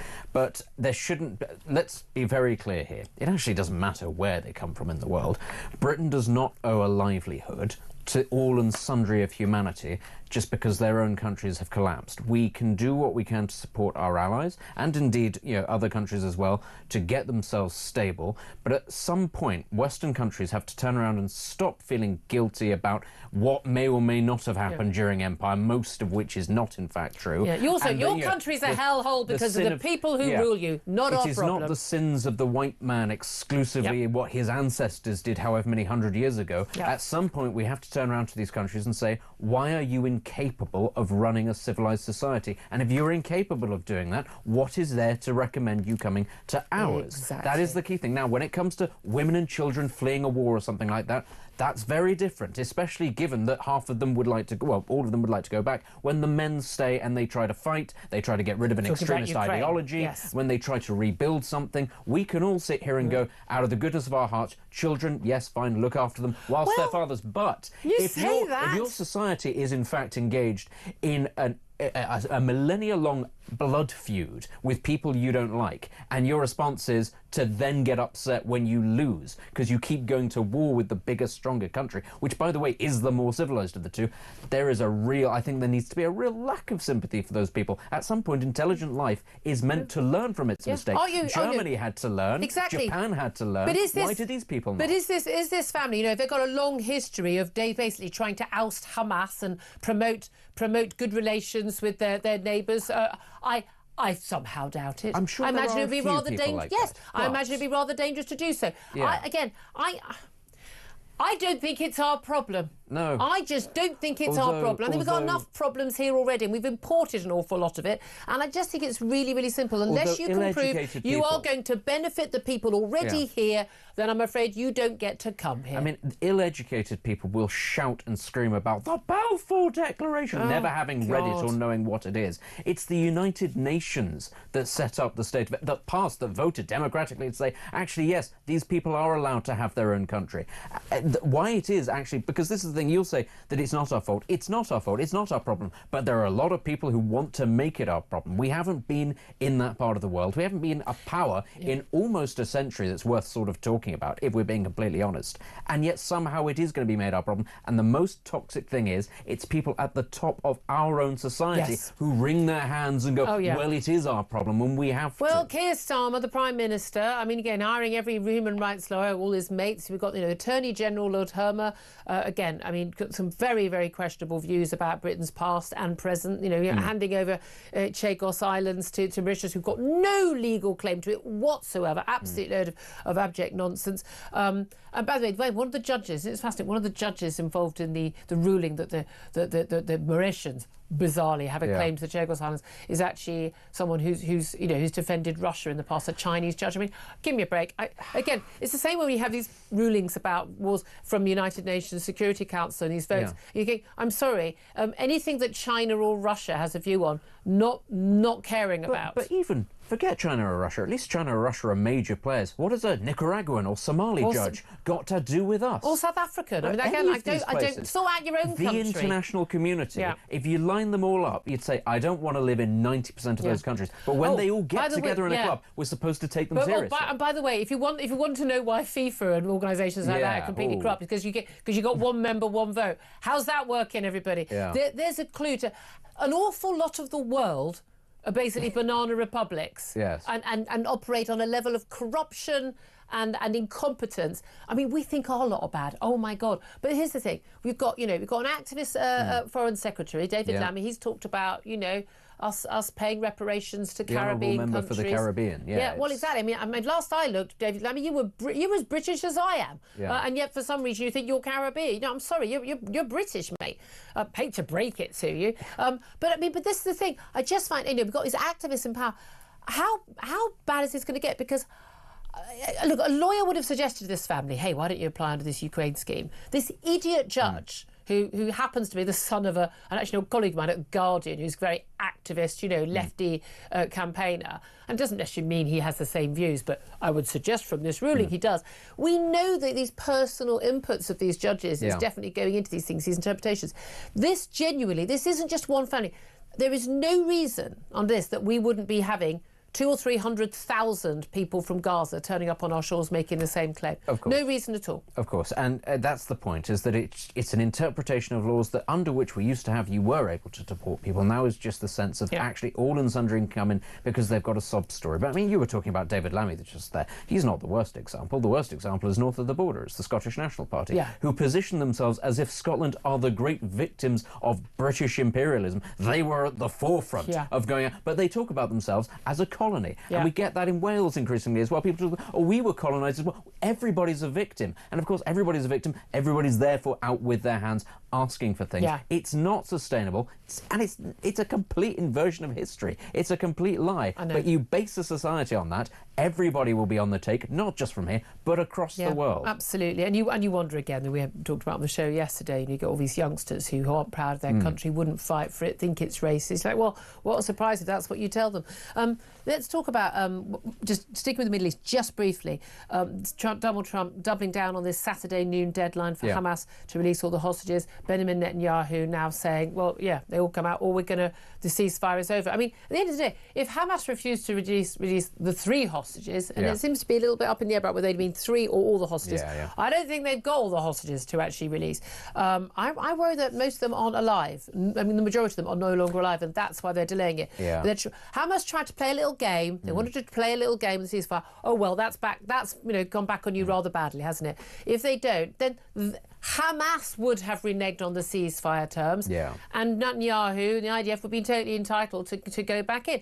But the reality is, you haven't got anything over Hamas because Hamas don't care two figs about the Palestinian people in Gaza. I don't want them to come here. I also don't want them to die in Gaza. Yeah, I think I would err on the side of actually there's not many hostages who are still alive, and I would base that actually on the state of some of the hostages that have been. Saturday was just horrific. They are coming out looking like... They did get goodie bags, though, Benedict. They did. As Yvonne Ridley pointed out, they got goodie bags. Yes, they weren't told that their relatives had been slaughtered and were made to say in front of the whole world that they were looking forward to, but they got a party bag. They got some, little rolls and some sweeties and things like that. Lovely. No, I mean, this isn't going to end with a ceasefire. This is going to end, I'm afraid to say, how most wars that resolve themselves do end, and that is one side crushing the other. That means a lot more people are probably going to die. I know that this is so strange. We in the West have forgotten how wars work. I hear again and again. Radio 4 constantly have experts on saying, of course, all wars, they don't even say most, all wars end with negotiations. No, they don't. No, they don't. That's literally not how all wars, or even most wars end. Do people not know how many German civilians, forget all the soldiers, how many German civilians died in the Second World War? The destruction that was Japanese visited. Civilians? We didn't, but we literally dropped the weapons of mass destruction on them. Wars end when one side batters the other into submission, and negotiations often is simply, it's a surrender document. Yes. It is some French people on one side and Germans in a railway carriage going, these are the terms of surrender. I'm sorry you lost, but that's how it is. But this is the thing, when the so-called experts don't even understand some basic... I mean, this is GCSE history Did stuff. Saddam Hussein negotiate his own defeat? I don't remember that happening. It is but it must have happened. The lawyers say Gaddafi from that tunnel as he was dragged out. It's quite bizarre, isn't it? I just want to also talk to you about an announcement yesterday we had in a court that the Metropolitan Police, when they carry out vetting, re-vetting of officers, as they started to do a year or two ago, after we just had some extraordinary cases, Wayne Couzens and others, horrific, violent criminal acts by serving police officers. Big investigation of those officers. We discovered a load of them hadn't been vetted properly, or literally been interviewed on Zoom and the like. And then we discovered a lot of them had actually been accused of crimes, nothing had been done. They re-vetted a whole load of people and wanted to sack them. Extraordinarily, a police officer able to take them to court, basically saying, well, you can't sack me. And a court has ruled that even if people now fail vetting, they can't be sacked. Again, the courts are insane. Just think, what is it? I mean, not only are we at a stage where police officers don't arrest people who actually break the law, when they're found to have failed their own standards, they can't get rid of them. So we've got police officers who could be dangerous criminals, not going out to arrest people who are dangerous criminals. It's a wonderful system, isn't it? And you struggle to see why it is that great swathes of society are actually grinding to a halt. I can't possibly imagine why that is. It's not like the actual administration of violence on behalf of the state doesn't work, because it's filled with people who are abusing it and also don't act on it. I mean, that's bread and butter stuff. That's what is the point of the state? Protect your borders, uphold the law. We don't do either of those things. Why should we expect anything else to work? It's kind of soul-destroying, isn't it? I mean, it really Why do you think I'm so morose all the time? You are.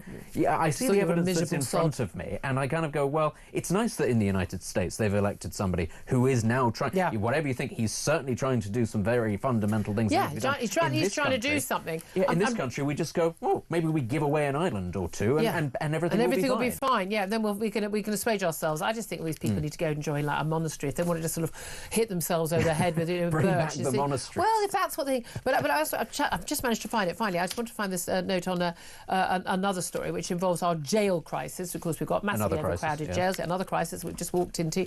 And apparently one of the big issues is that we've got prisoners who get released from jail, obviously I would say most of them far too early, and then they're being sent back to jail because the Chief Inspector of Probation, this is Martin Jones, he says, because it's the easiest thing to do. But these are people who have broken the terms, either committing a crime or in most cases just not fulfilling the terms of their probation. So, for instance, turning up to appointments repeatedly, failing to turn up and then being sent back to jail.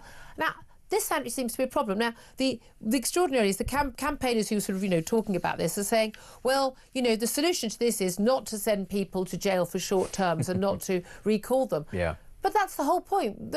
I mean, that's literally, it's like, for instance, if you don't fulfil your community sentence, if we all think those work, which I'm not entirely sure they do, then you should go to jail, because that's the deal. If you don't turn up, you go to jail. Yeah. I mean, it is extraordinary. Again, the people who are involved in the top level of our criminal justice system don't They don't get it. Yeah, they don't get it. No concept of carrot and stick approach as to how human behaviour actually works. Yeah, but also, if someone is just too drunk or out their head on drugs to turn up to their probation meeting, well... Oh, it's fine. Oh, it's fine. They're just a scam. Well, what should we do with them at that point? Well, you wouldn't want to go and touch them and drag them to prison. You might get your hands dirty. They're mostly sitting outside my local tube station, as far as I can tell. This is one of the things about living in a major city in the UK now, is how noticeable it is that there are people who are homeless, on drugs, or mentally ill, who are just free to roam the streets. And you see the same people, if you walk past the same stuff, they don't get moved on, they don't get taken away, they don't get given help, and they don't get arrested. They are just left to their own devices until something dreadful happens, which of course we've been talking about. Either to them or by them. About the Nottingham stabber, for instance, that example. And it's merciful that it doesn't happen on a much larger scale, but it is increasing. You can't move away from that fact that it's becoming more common. To which the response is, oh, well, maybe knives are a little bit too sharp and we should blunt those. Rather than address the core issues, it's to fiddle around the edges so that you don't have to do the heavy lifting. That's the attitude in this country. Absolutely. It's another one of those happy Wednesdays. And now for the weather. Light showers. Have you thought of doing, children's parties? I tell you what, children that were raised by me would have a much more realistic outlook and therefore would build more, stronger societies because they'd understand how the world works. No, I'm all for that. I'm all for that. Anyway, we're going to move on. I want to hear from you. Give us a call. 0344 499 1000 about anything we're talking about. If you'd like to offer to have Benedict's babies, whatever it is you want to do, but that would be weird. I don't think I should do that on air. But anyway, I want to particularly talk about this Palestinian family in Gaza who've been granted the right to live in Britain by applying through the... It just blows my mind, the Ukraine family scheme. You'd think there was a clue in the name. Could open the door basically to hundreds of thousands of people from Gaza coming here. Good idea, bad idea? Discuss. This is Talk, the home of common sense.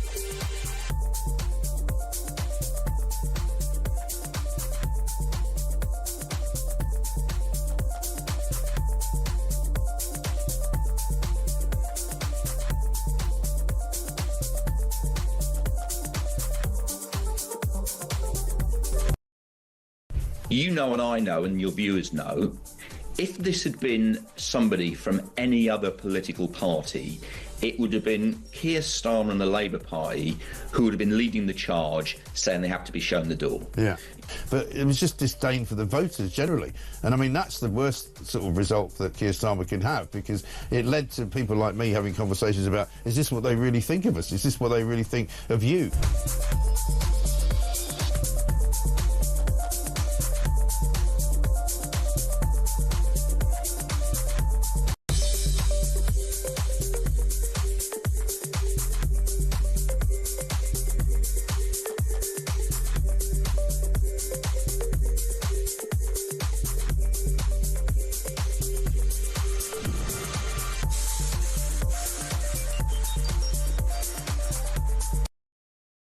Across the UK. On DAB+. On YouTube. On your mobile. And on your side. This is Talk. This is Talk, the Home of Common Sense with me, Julia Hartley-Brewer. Just coming up to 11:25. Benedict expenses here. No offers yet to have your baby. So good. What a surprise. I like public service broadcasting at its best. But we are talking about the extraordinary story about the Palestinian family in Gaza who have been granted the right to live in Britain, using extraordinarily the scheme for Ukrainian refugees, for women and children fleeing the Russian invasion. This could open the floodgates to thousands more Gazan refugees.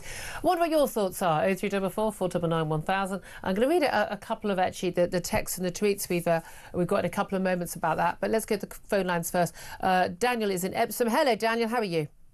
Julia, Benedict, can it actually get any worse? Oh, mate. Oh, buddy, it can always get worse. Keir Starmer's PM, absolutely.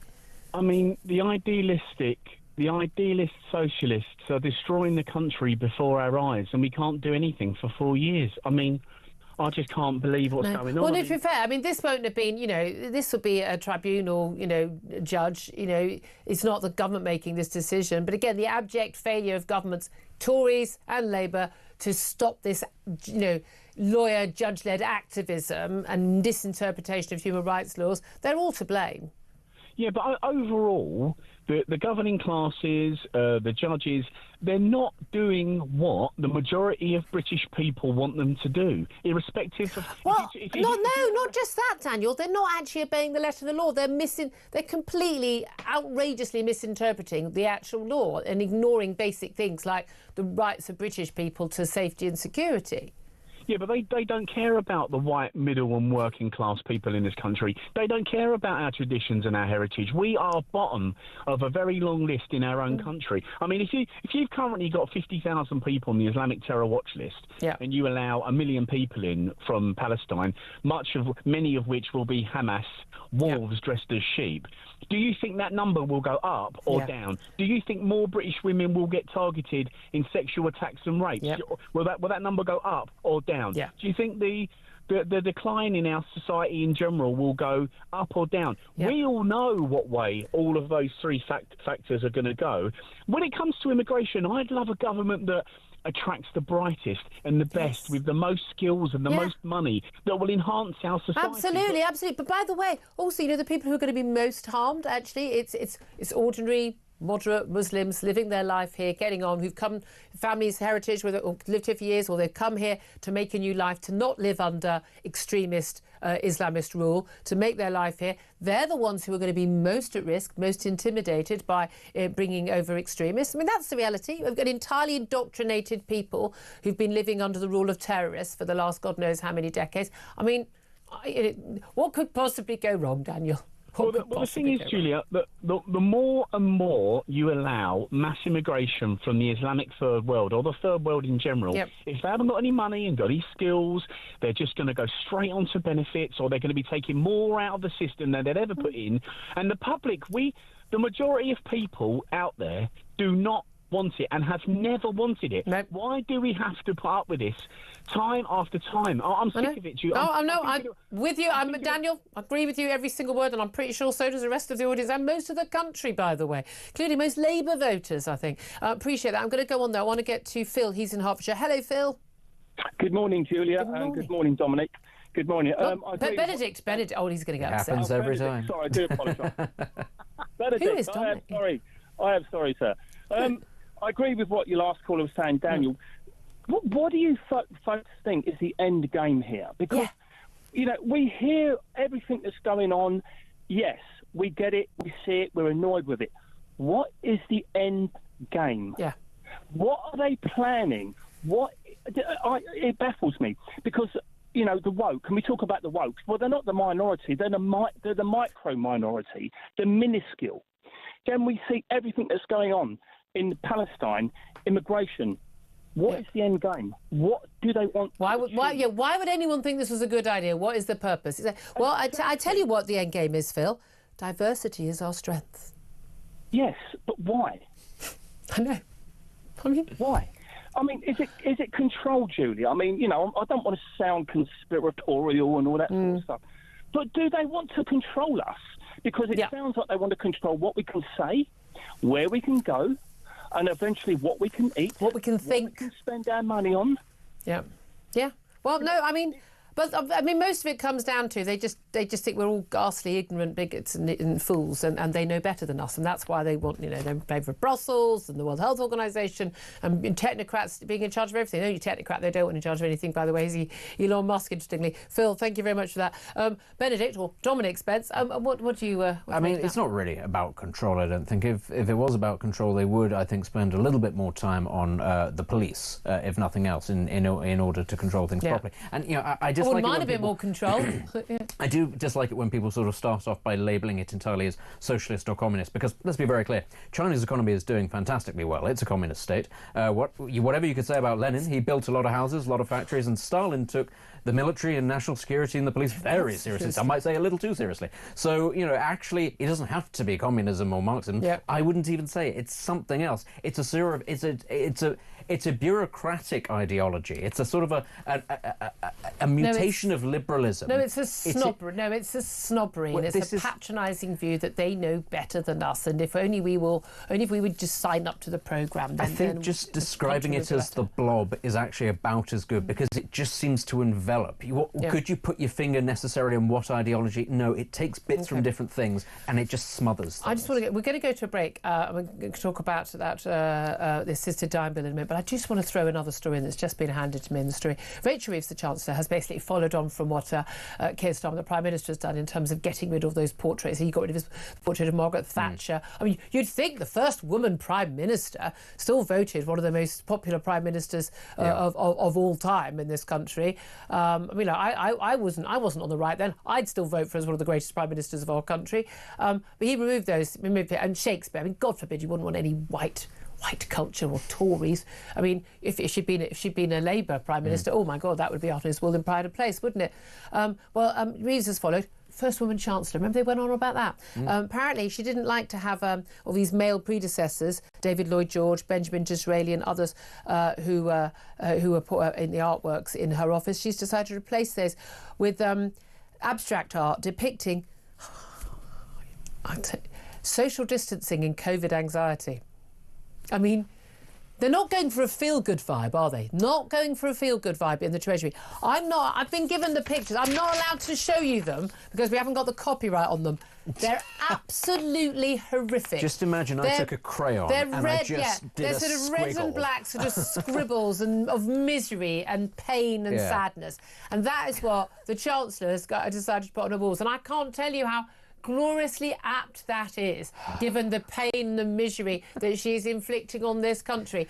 But doesn't that tell you everything? Everything. I can't wait. We're going to try and get permission to show you these pictures because they are so bad. But why is this government, why is both the Prime Minister and Minister, why are they so ashamed of our history, of our cultural heritage, of our past, our literary heritage, and even our political heritage? It is blowing my mind. Whenever you think they can't get more awful, they get more awful. 11:33 is the time. This is Talk. We are the home of common sense.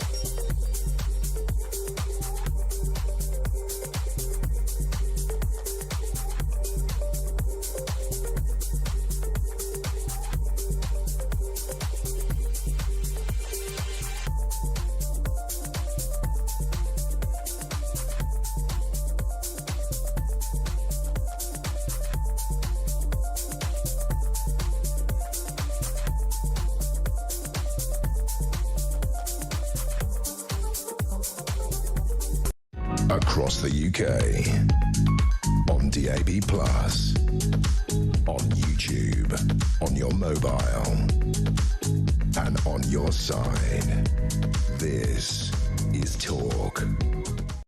This is Talk, the Home of Common Sense. Thank you very much indeed for joining me. 11:35 is the time. I'm Julia Hartley-Brewer. I'm delighted to say, just after midday, going to welcome the very fabulous, the very wonderful Sal Grover to the studio. If you've been paying attention to all these battles over women's rights versus trans ideology, Sal Grover is an absolute hero. She's kind of like, you know, turf in chief in Australia, where she has been being the subject of a case that really is not Tickle v Giggle. It all sounds very silly, but it basically involves some fundamental rights of women to have their own spaces, and she is just, you know, the latest woman who's just standing up to the madness. Well, it looks like she's now got the backing of one J.K. Rowling, who has very deep pockets to help fight a case that's going to go all the way to the Supreme Court in Australia to establish that actually men aren't women and can't become women.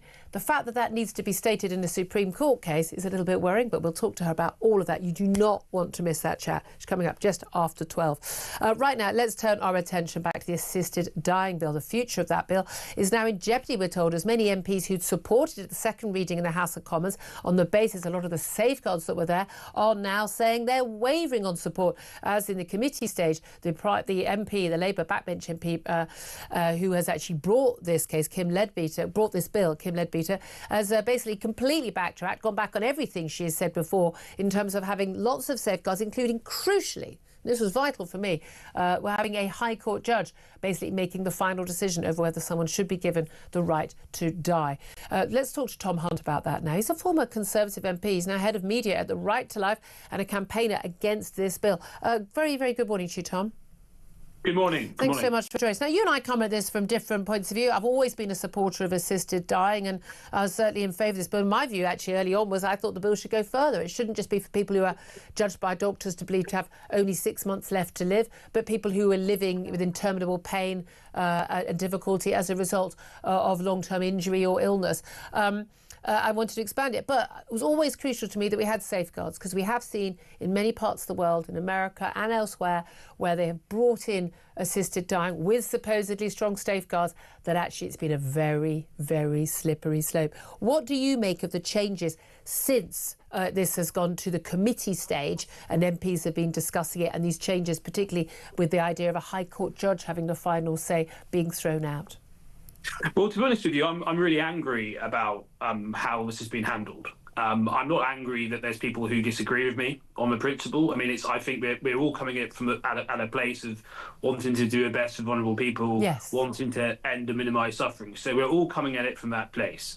That obviously doesn't make me angry. What makes me angry, though, is the way Kim is handling this bill. She seems to be running it almost as a campaign to win, with all the associated trickery, stacking witness lists, stacking a membership to the committee, launching massive changes to the bill, 10 p.m. the evening before, line by line. Yeah. And also massive changes which she had categorically denied only 2 weeks ago that she would do.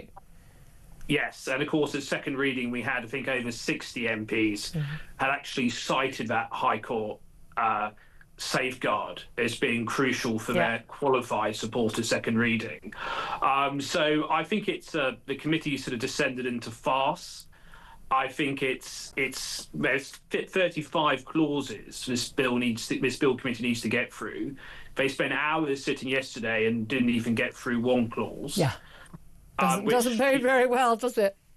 It doesn't. But there isn't, I've got to say, there isn't a time limit. We were talking to Douglas Smith about this a bit earlier. There isn't a time limit on this bill. They can keep discussing it. I mean, I think of all the sort of bills you need to get right, you need to get something that involves literally the choice between life and death right. I don't think we should be hurrying that. There was lots of criticism when it actually had a debate ahead of the second reading, and it was, 5 hours? You know, MPs have spent longer, frankly, just, paying tribute to someone, retiring than they have on this assisted dying bill. But here's the thing. I'm with you. I think that everybody is coming at this from a good place, and they actually want to help people who are in this incredibly difficult, vulnerable situation. And a lot of it is, it's a lot of people that come from a religious point of view or a moral, philosophical perspective about life and value of life and the like. And people are entitled to hold those views. But it is absolutely crucial that this bill, I mean, it would come back to Parliament, it would then to Commons, it would go through the Lords as well. But the key thing about the safeguards, as you say, 60 MPs or so actually cited this as a crucial aspect. And we're told, well, this is the only country in the world that's looked at this. But the problem has been identified that there'd be so many cases. We don't have enough High Court judges. We don't have enough retired High Court judges. We don't have enough time to know anywhere to put all these cases. It would completely clog up the family courts for decades to come. But that's a practical issue that needs to be resolved rather than throwing out that safeguard, isn't it? Right? Because we have seen, and I say as someone who supports assisted dying in these certain circumstances, I am also equally concerned about this slippery slope, because we have seen in some American states and in many countries in Europe and elsewhere that actually, young women who've got anorexia have been allowed to assisted dying. People who are poor or you just haven't got end-of-life palliative care, or people who just, feel like, well, I'm living on my own, I've got nothing. They're being a doctor is suggesting to them that, assisted dying may be the solution. And that is morally repugnant.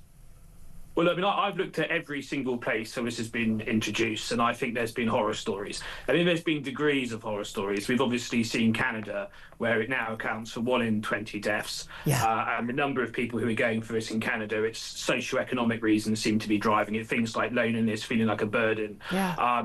But interestingly, when it came to the Bill Committee, Kim Levitter invited 8 international witnesses. 8 international witnesses to give evidence to this committee.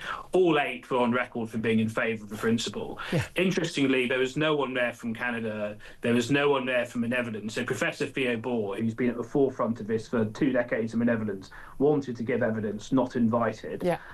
We had 6 people out of 8 from Australia and the States. Well, the Australian states have only just introduced it, so they don't have a long experience. But also there were, I mean, as you said, the backing of the committee, and there are sort of, just sort of, conventions in the Commons in terms of the proportion of MPs who vote for a bill as opposed to a bill, and the selection of the committee that discusses it. But the guests and the guest witnesses and the people giving evidence, you would surely want to hear from people on both sides of the debate to make sure you got your bill right. She doesn't appear to want to do that. She's kind of, I've got to be honest, she's being rather dictatorial about this. Well, that's what goes back to what I said at the start. That's what makes me angry, because we're all stakeholders in this debate. We all live in this country. We've all got loved ones who could be impacted by this. We could be impacted by it. We want it to be as safe as possible. I want to be. My family, we actively support the principle. But what is the justification for her having 6 out of 8 of international witnesses from Australia? Yeah. There's no justification for it. There's no defence for it. What's the justification for? And there is an argument that this whole High Court thing was a ruse to get it through second reading. We also look at the membership to the Bill Committee, and the most vocal, engaged supporters seem to be on it. And most of the opponents. I mean, there's some very good opponents on the Bill Committee, I must say. They've done some great speeches the last 2 days. But there's a lot of the opponents of sort of the softer opponents who didn't speak about it at second reading. Yeah. So I think that we can see this, but I think it's backfiring for Kim. Yep. I think people are seeing through this. I think they feel uncomfortable with the way she's handling it. For an issue of this magnitude, life and death, it should have been approached in a balanced and sober way. Yeah, and a respectful way. Yeah, but also crucially, as you say, it's a matter of life and death. But also, if you've got strong arguments, you don't need to shut down the other side. You debate with them and you win your argument. Well, surely, Kim's saying that Canada is, not what we want in the UK. But of course, Canada is a similar country with a similar parliamentary legal system that introduced it in 2016. Things have clearly gone awry in Canada. Surely we want to understand why that was. So we could prevent it from happening. Yeah, absolutely. Yeah, well, and again, the fact that she's lost my support, I mean, I'm not an MP, I don't get a say, but I'm someone who's so principally in favour of this, I think is quite telling. And I wonder how many MPs will say, you know what, not this time round, you haven't got it right. And I hope that is the case, that they do that. But my heart goes out to people who desperately want this law to come into force. But it's got to be done right if it is going to happen. Tom Hunt from Right to Life, a campaigner against this bill, thank you so much for joining us. Hope you'll come on the show again. Benedict Spencer, you start philosophically, principally against this bill. But I mean, again, Kim Leadbeater, she's not, I mean, I've got to be honest, she's acting like a little Hitler on this one. Yeah. She really is. It's really really inappropriate for a backbench MP to do this. It is, and the dishonesty around it and the intentions and also the arrogance of assuming that this will all just be fine if only we would just listen to her because she knows better and here are her she's so well experts. qualified. Yeah, and she speaks out on all the big moral issues, doesn't she? Like that Batley Grammar School teacher in a constituency. Well, she's always quite. spoken out about that, hasn't she? Oh, no, silly me, she never mentioned it. Quite. This thing that is being just sort of forced down, you know, the process of making it become law. Honestly, it's not a priority in this country. It's a very difficult, complex moral question, but it's also a very difficult, complex, practical issue when you try to implement it. And you can take. I think it is very much a priority for the out. people who want it and the families who want it. I'm sorry, there are so many things that are priorities for so many people. It's a small number. Take the morality out of the question. What part of NHS or police or justice system processes at the moment makes anybody think we would get this right? We get so many basic things wrong. True. Why do we think, in our wisdom, that this would be any different? Very fair point. 11:46 is the time. I'd love to hear your thoughts on this as well. Give us a call 0344 499 1000. Lots of calls still coming in. I'll try and get as many as I can in the next hour about this Palestinian family in Gaza granted the right to live in Britain after applying through the Ukraine family scheme. You'd think there was a clue in the name, wouldn't you? Up next, though, we're going to be talking to former Labour Party spokesman James Matthewson. I imagine this may come up. We're also going to be talking to him about why Labour MPs are pushing the government to push for a 4-day working week. Mind you, that's what they do, isn't it? Anyway, that's coming up. Don't forget, after 12, the brilliant, the wonderful turf-in-chief in Australia, Sal Grover, is going to be here to talk about her extraordinary case, Tickle v Giggle. Sounds ridiculous, sounds absurd. She is just fighting for the basic right of women to have their own spaces without men who claim, quite wrongly, that they are women, basically invading them. And we're going to talk to her after 12. She's going to be live in the studio. This is Talk. We are the home of common sense.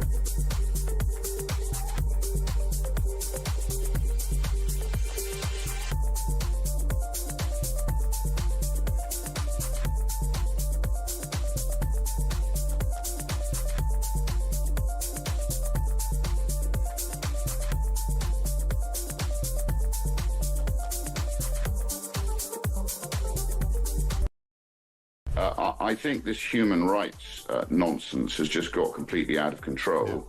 And a bit like the legal profession, throughout history, every now and again, they get half a cut above themselves. And I think they're rather more than half a cut above themselves now. And you can't move without having a lawyer now. And that is basically clogging up the arteries of commerce, which has to stop. Well, it is actually the most damaging thing that any society can be faced with, is too many lawyers, you know, absolutely unbelievable.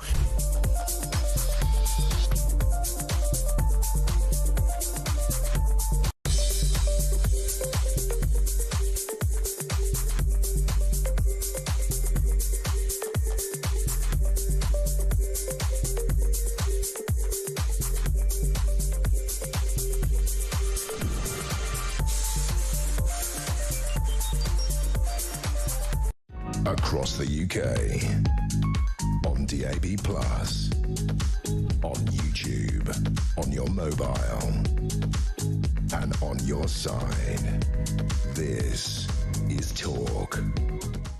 This is Talk, the Home of Common Sense with me, Julia Hartley-Brewer. 11:50 is the time. Let's welcome former Labour Party spokesman James Matthewson to the show right now. Good morning to you.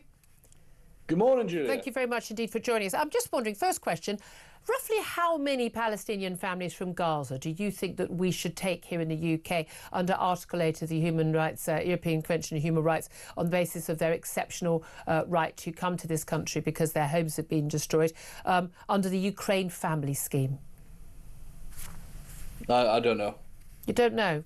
Give or take, to the nearest 100,000.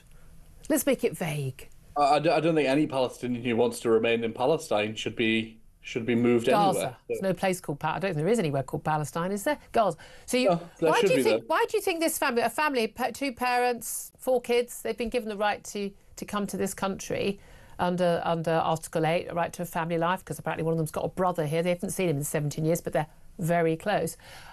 But I mean, it's because their home's been destroyed in Gaza. Do you think, and I know, we've had certainly people in the SNP have said this and some concerns raised by some Labour MPs, do you think that we should be offering refugee shelter to Gazan families? I believe we should offer refugee shelter to anyone who needs it and who has a claim to make. Do they need it? They've got a claim. Well, that's for the claim to assess, isn't it? And that's what the Home Office does. It assesses their claim. If they put one in, and if they've got family here, connections to family here, then it's not for us, you or I, to decide that. It's for the Home Office to decide. Bloody well think it is, as a voter and a resident of this country.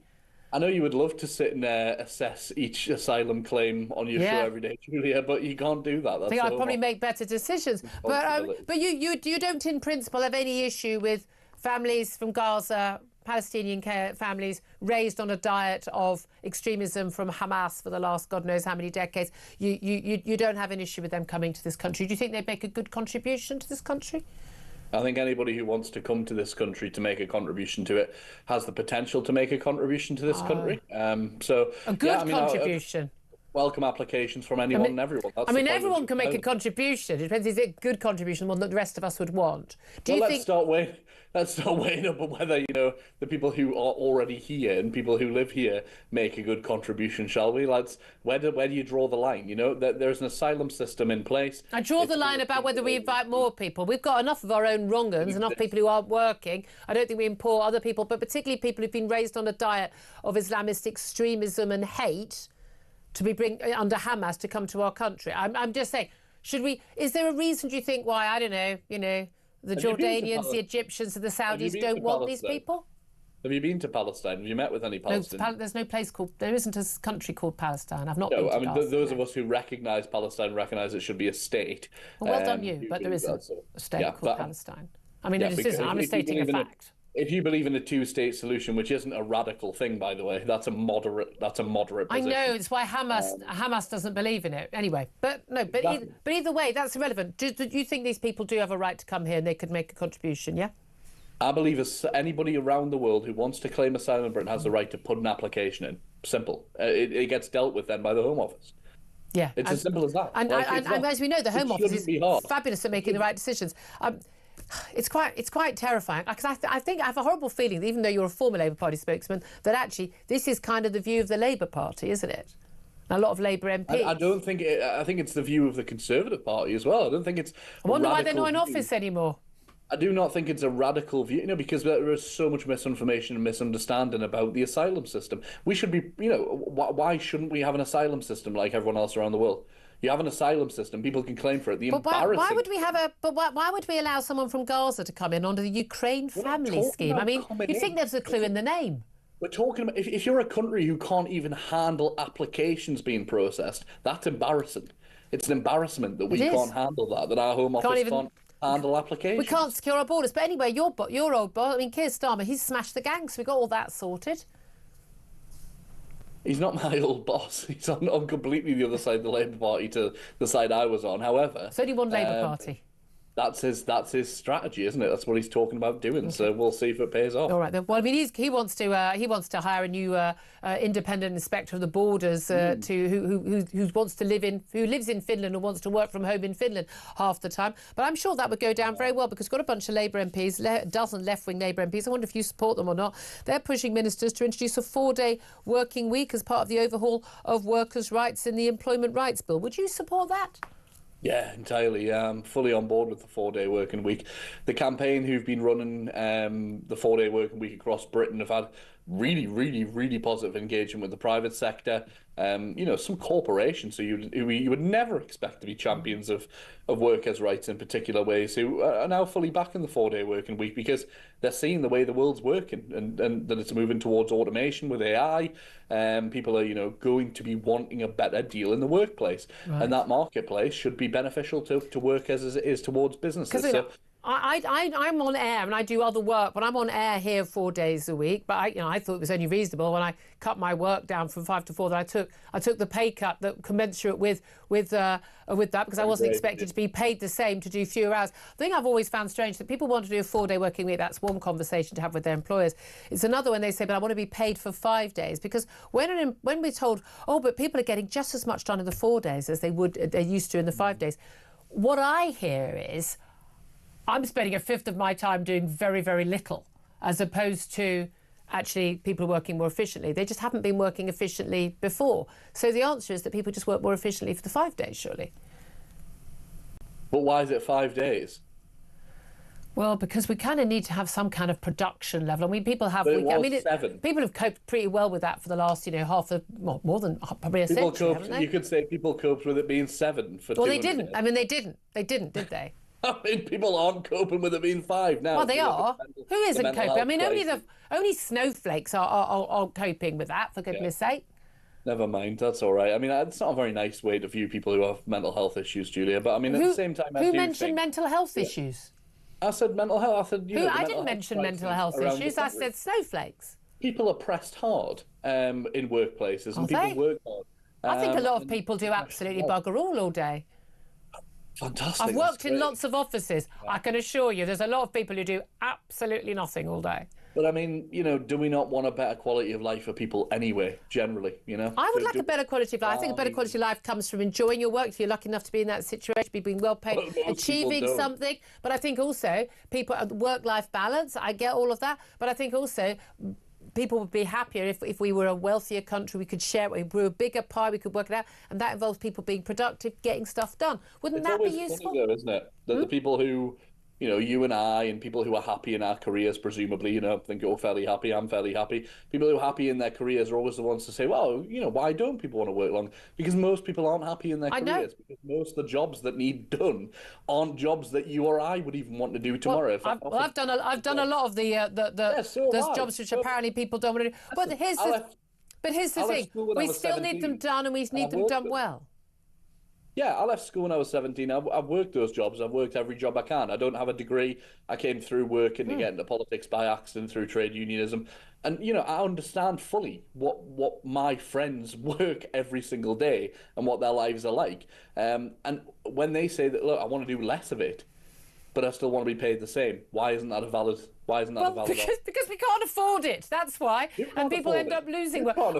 Listen, James. I think we can all be safe to saying, given the net zero policies the government is pursuing, we're going to be heading to blackouts. So we're going to be in I'm old enough to remember the 1970s and 3-day working weeks. So we'll probably be there anyway. You'll get what you wish for. I'm going to have to leave it there.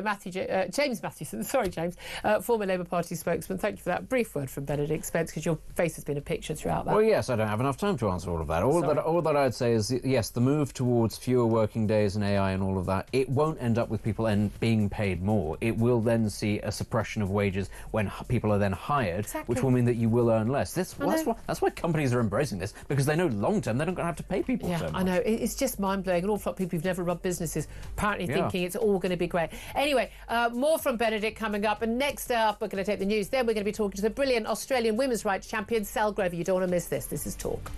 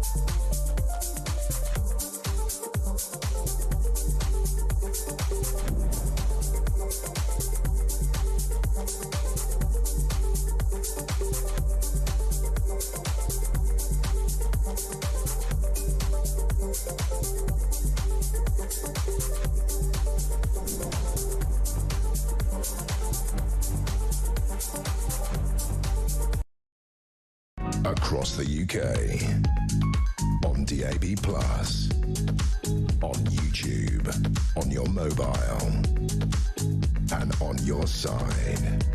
This is Talk.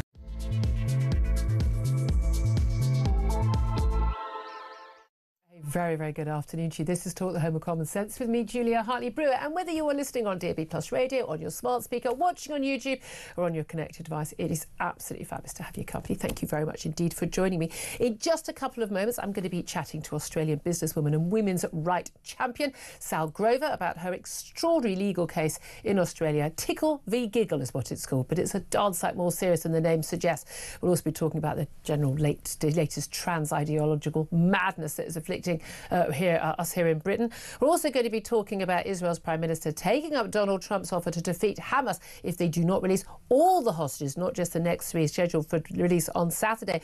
Netanyahu said Israel would resume intense fighting in Gaza if Hamas do not return the hostages by Saturday at noon. Also, one of the international judges who ruled against Britain over the Chagos Islands is a former Chinese government official who backed Russia's invasion of Ukraine. I know, I'm as surprised as you are. And PMQs is back. It's just started, but the usual rules apply. Peter Cardwell is watching it, so you and I don't have to. He'll bring us the highlights, assuming there are any, a little bit later. This is Talk. Welcome to the Home of Common Sense. Thanks, as always, for being with me. And Benedict Spence, of course, still here with us, Conservative commentator. We've shuffled you to the side to get our latest guest in. And I have to say, I would say ridiculously chuffed to actually meet this wonderful woman, to get her into the studio. And I know you are going to enjoy this interview. She is Sal Grover. She's an Australian businesswoman, and she is now, well, basically, Australian turf in chief, I would say, trans-exclusionary radical feminist. There's a ridiculous term that is used against women standing up simply for women's rights and safety. And you are over here in the UK and talking to people about the utterly absurd, laughable court case that you have been involved in and will no doubt continue to be involved in for some years to come. A very big welcome to you. Thank you so much for having me. I mean, there'll be an awful lot of people who will know what this is about. Tickle v Giggle is the court case. What a ridiculous name for a court case. This is obviously something silly and made up, and it's just a big satirical spoof. What a load of nonsense.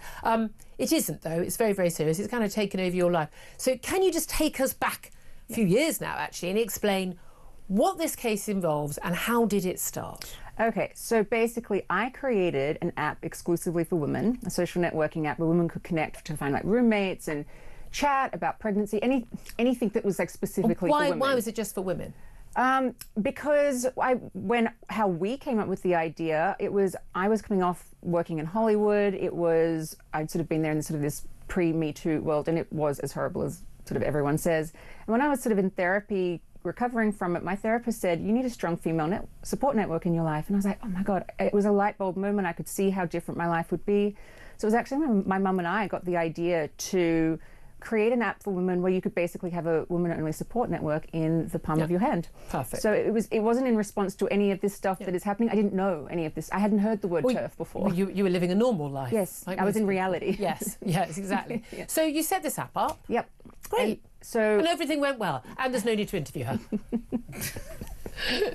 So basically, cancelled right out of the gate. That's how I was brought into it. Basically, woke up in the morning of February 7, 2020 to just thousands upon thousands of one-star reviews from people saying you're transphobic, you're a TERF. What on earth is going on? I started to do some research. That's when I stumbled across amazing women like Helen Joyce, Kathleen Stock, Julie Bindel, Suzanne Moore. I was reading everything they were writing, going, "What? You're telling me they're saying men are actually women? Like this is something that's happening." So this was a bunch of trans activists. Yeah. I don't call them trans women anymore because I think that's what's confused things. Trans-identifying men saying, we're women, just as you, so you can't exclude us from your app. How were you excluding them from the app? So basically, when we were trying to work out how you'd even have an online female-only space, we discovered that there was this AI technology that was just basically sex recognition software that you take a selfie and it would know whether you're male or female because you actually can tell if someone's male or female by looking at them. What? There's a biological difference. There is. Is that way that we just go through life generally, able to know whether someone's a man or a woman all the time? 100%. Yeah, we don't walk into a bar and see someone attractive across the other side and go, I wonder what their gender identity is. No, we know exactly what they are. So you're using that. So you're basically able to weed people out who were there for the wrong reasons. Totally. But we also had myself and other women behind the screens, just the good old-fashioned eye can tell. So it was the technology plus us, just making sure it was women only. Occasionally a man would get on because technology is not perfect, or you'd miss one, you'd be alerted to it, you'd remove him. So this is where Roxy Tickle comes in. Can we, for those watching on YouTube or on a connected device, just put a picture up of Roxy Tickle. Roxy Tickle believes that he apparently is a woman. Roxy Tickle is a man. Yes. Okay, so he got onto your site. You responded by... Yeah, I mean, I don't even actually remember removing him because it wasn't an event. Men would get past relatively frequently and we'd remove them. So I don't remember doing it. It wasn't a big deal. It was another day at the office. Then what happened? So the first time he became someone in my life was I got a call and a missed call and a text on my phone saying, I can't remember it, but something to the effect of, my name's Roxy Tickle, I've been banned from using the app and I want to use it. And because I had the phone number, I typed it into the server and this photo of a man came up and I called my dad and said, a guy who's been blocked from the app has somehow got my number and called and texted my phone. I'm pretty creeped out. And Dad said, block his number, forget about it and don't tell your mother. Because at that point I was getting lots of abuse and you get the threats and everything. So I did that, sort of pushed it out of my mind, not thinking anything of it, and then 3 months later I got an Australian Human Rights Commission complaint for gender identity discrimination from one Roxy Tickle, and to settle it in the Australian Human Rights Commission I would have had to agree to let him on the app, let all men who claim to be women on the app, go to sex and gender education, moderate all the content on the app how women were talking so that men who claim to be women weren't offended, pay him $20,000, and I think there was an apology, and I was reading it going, really? No. And was there any part of you that thought, oh, it's not worth the battle? Not at all, no. Why not? Because I'm a woman, and I'm a woman who likes reality. It's not just women-only spaces that are under attack here. It is literally our perception of reality. If we have to be told that men are women, there goes freedom of belief, freedom of speech, freedom of association, and if they can make you not even, maybe they can't make you believe it, but if pretend to believe it, to accept it, what's the next thing? Like I always say, I think that when Orwell was writing 1984 and he was like 2 + 2 = 5, it's like, okay, it's believable that they try and make you do that. Like he didn't lead with, we'll make them believe men are women. It's so unbelievable. It's so stupid. Yeah. So no, I just thought, I mean, I remember sitting there having the moment of like, if I don't settle in the Australian Human Rights Commission, I risk going to federal court. I was like, well, I mean, it's just, I'm in this situation now. I have no choice. It wasn't something you could do. I know you've got a daughter as well, and so do I. And there comes a point. I've said to a lot of the younger women who are like, "Oh, just be kind. Be kind people." You feel a bit different when you've got a teenage daughter, don't you? Well, I've got a 2-year-old daughter. A 2-year-old. Yeah, and this be kind. I mean, this is empathy being weaponized. Be kind to me.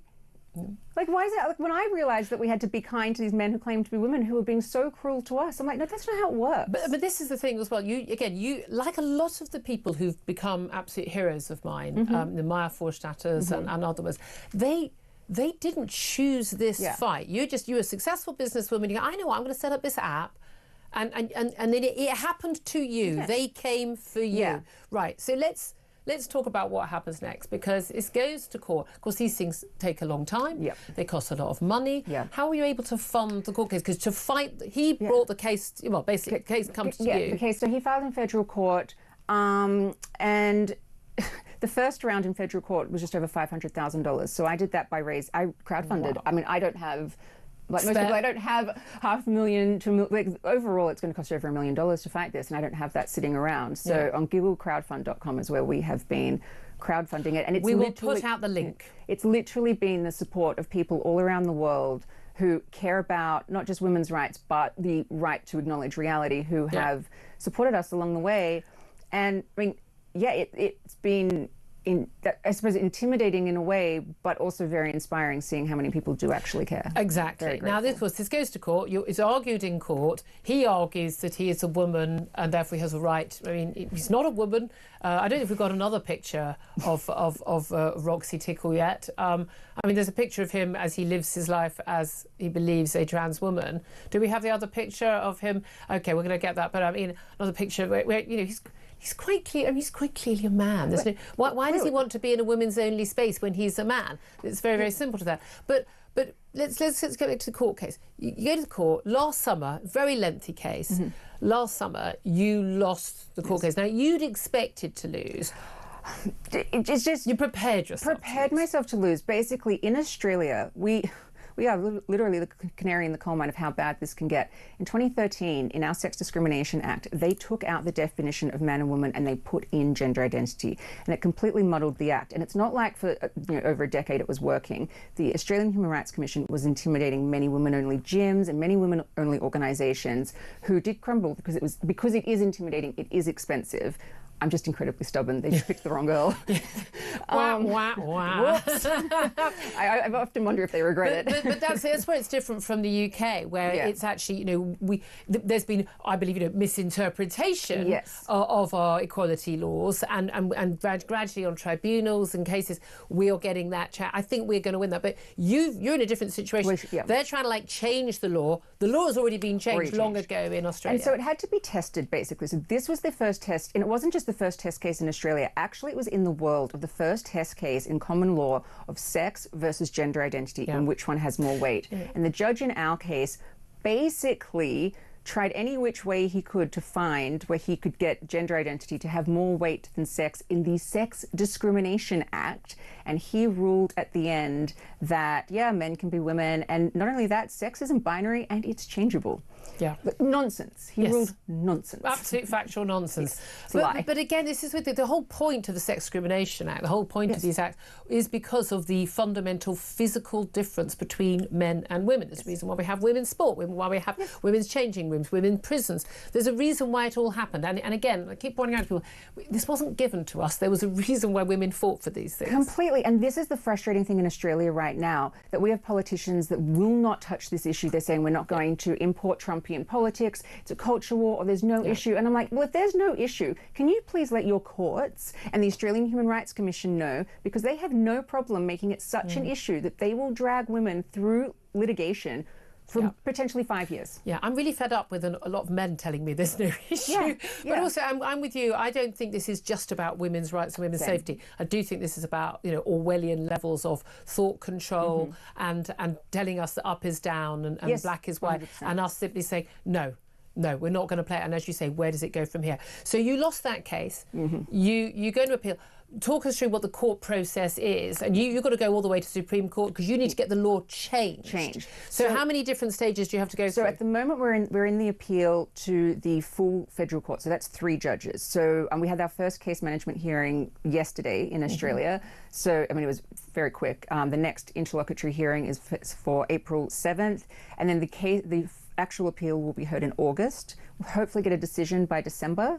So 18 months after the last decision. So if we win this round, it would be the other side that would have the opportunity to take it to the High Court. Now, the High Court's the highest we have in Australia. If we lose, we would take. I've always said I'll take it to the High Court. So the High Court is when you're going to get into sort of the constitutional challenge element, which is what part of our defence from day dot, which is these amendments that happened in 2013, which were done with Julia Gillard's government, by the way, our first woman Prime Minister, while she was giving that misogyny speech to Tony Abbott behind the scenes. She was removing women in law. I'll never forget it. So we have to remove those amendments, which so the argument is they're unconstitutional, and I've seen all the evidence they are unconstitutional. So this is my thing. Politicians could fix this in a week for free, but the Australian politicians won't touch it. So I've got to raise $1 million to do it. You said there were threats. There were. A lot of women have had a lot of that who've stood up on this issue. How bad has it got? Have you worried for your own personal safety, for your child's safety? No, I keep her very safely away from it. So absolutely, she's fine. For mine, there has been a few moments, but I suppose I make choices to keep myself as safe and away from everything as I possibly can. That's the thing, isn't it? You have to make those decisions. Just by saying men are not women, suddenly you're some sort of target for abuse. Well, I know you've been in touch, I think, with Kelly J. Keane, who's taken this on the road and standing in the street and saying women will speak, and we will say not our truth, the truth. There's only one truth. And the abuse, the threats. I mean, New Zealand, she basically had to leave the country for her own safety. This is, a lot of people have got their heads in the sand. An awful lot of people. I know you were having a conversation on Twitter with Dan Hodges, who's a commentator here, someone I've known for many years.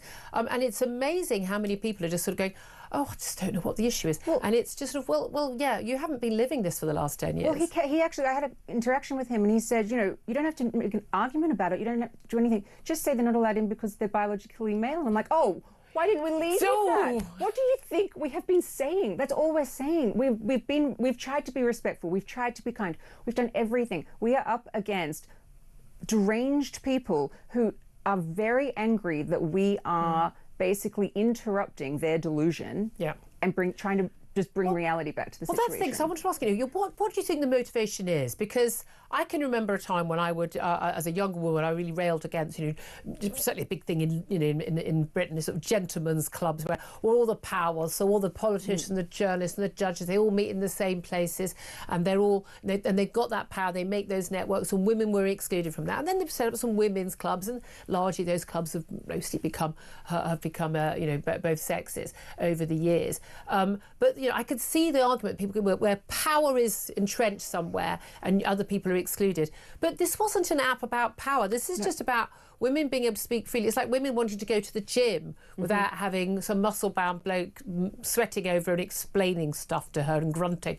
There are reasons why women want separate spaces from men, which are very different from the reasons why men want them. 100%. I mean, men and women are different, so men and women only spaces transphobe and bigot at this point.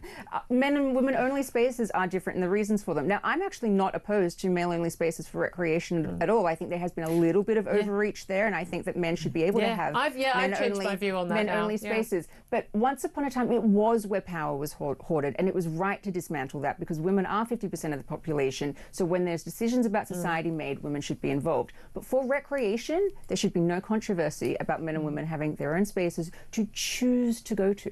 Like, you're not mandated to go to them. It's an option. Why do you think those people like? I haven't know if we've got that picture yet, because I don't want to put a picture up of Roxy Tickle Roxanne Tickle as he actually does look. I don't know if still trying to get it up, but if we can, I don't know where it's gone. Here we are. I mean, there's a picture of him. I mean, that's what he actually looks like. I mean, he can tell me he's a woman all day, but he isn't.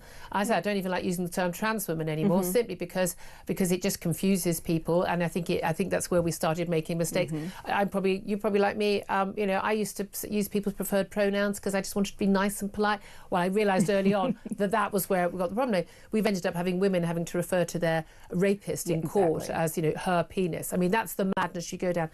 What's the motivation, do you think, of people like Roxanne Tickle? Not born Roxanne, obviously. What's his motivation to want to be in a women's only space? I mean, my answer is basically I don't know. I can only say what my interpretation of it is and say it feels very personal at this point. Like, I'm very much wanting to establish women's rights, run a woman-only app, and move on with my life. It's never felt like that from the other side. And, I don't understand going to this lengths and trying to take someone to federal court to go into an app where no one wants you there. Yeah. Women don't want... Is it the fact that you don't want him there and women don't want him there? Do you think that's part of it? I think that a lot of men who claim to be women are very angry at women who say that no, you're not. And so I think they're just angry at women, full stop. Oh yeah, I don't think they like us at all. And this is their way of articulating it. But I think that there are some who think that and this is I'm not talking about anyone specific, but it's just that we should be punished, or if there is a way to make us believe it. And I've always said, like, maybe you could get a court to accept you're a woman. You will never get me to accept you're a woman. There is absolutely nothing on this planet that will ever make me believe that a man is a woman. J.K. Rowling has said, if this law was brought in Scotland about his, well then, I'll go to jail. A lot of us will say, yep, I said, I'll take the top bunk if I can, please. But we're all happy to go to jail on this one. Have you had much support from some of the leading campaigners here in the UK? I know you've been in Scotland. I mean, J.K. Rowling, I've seen you've had some exchanges on social media, on X with her. She's been a fantastic campaigner on this issue and taken horrendous abuse. She's also got very deep pockets. You wouldn't even need to crowdfund. I mean, has she offered any help to you on this? No, but I've never asked. I don't assume. You know what I mean? I mean, it's like I've been raising the money, and as I said, it's the kindness of strangers and supporters all around the world. I will say, UK TERFs are the most supportive ever. Like there's the big names. I mean, Helen Joyce and Kathleen Stock were expert witnesses in the case, and we're still fighting to make sure all of their evidence will be actually acknowledged by the judge because he ignored it last time. But it's even just the TERFs that have names that you don't know. These women are so strong, they're so smart, and everyone just supports everybody and just makes things happen. I'm endlessly impressed by UK TERFs. Well, I mean, I think even if you end up losing, say this goes all the way to the Supreme Court in Australia and you ended up losing, I think to a certain extent we kind of need to hit rock bottom to expose the abject madness. In the UK, the situation with a double rapist, Isla Bryson, standing there with you could see his tackle, for goodness sake, through his tight leggings with a wig on and fake boobs, saying that he was a woman, and the then First Minister of Scotland, Nicola Sturgeon, defending that about him going into a women's prison.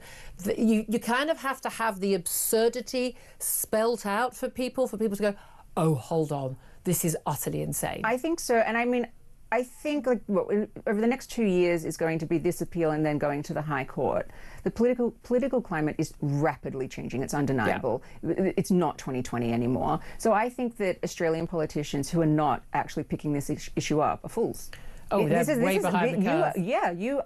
You have an absolute slam dunk thing here that so many people actually will vote on, and they're not doing it. That said, in the UK, we have a Prime Minister who thinks that 99.9% of women don't have a penis, but 0.1% do. That's about 30,000 women. We have an NHS doctor currently in a tribunal who is a man who claims he is a woman, who has said that he doesn't think there is any such thing really as biological sex and believes himself to be biologically female. This is a man who's treating people, psychiatric patients. We also have a new public health minister who believes that trans women are women, as in trans-identified men are women, and that if someone wants to identify as a llama, then they should be treated with dignity and respect. So, I mean, there's quite a lot of madness here. Yeah, it's insane.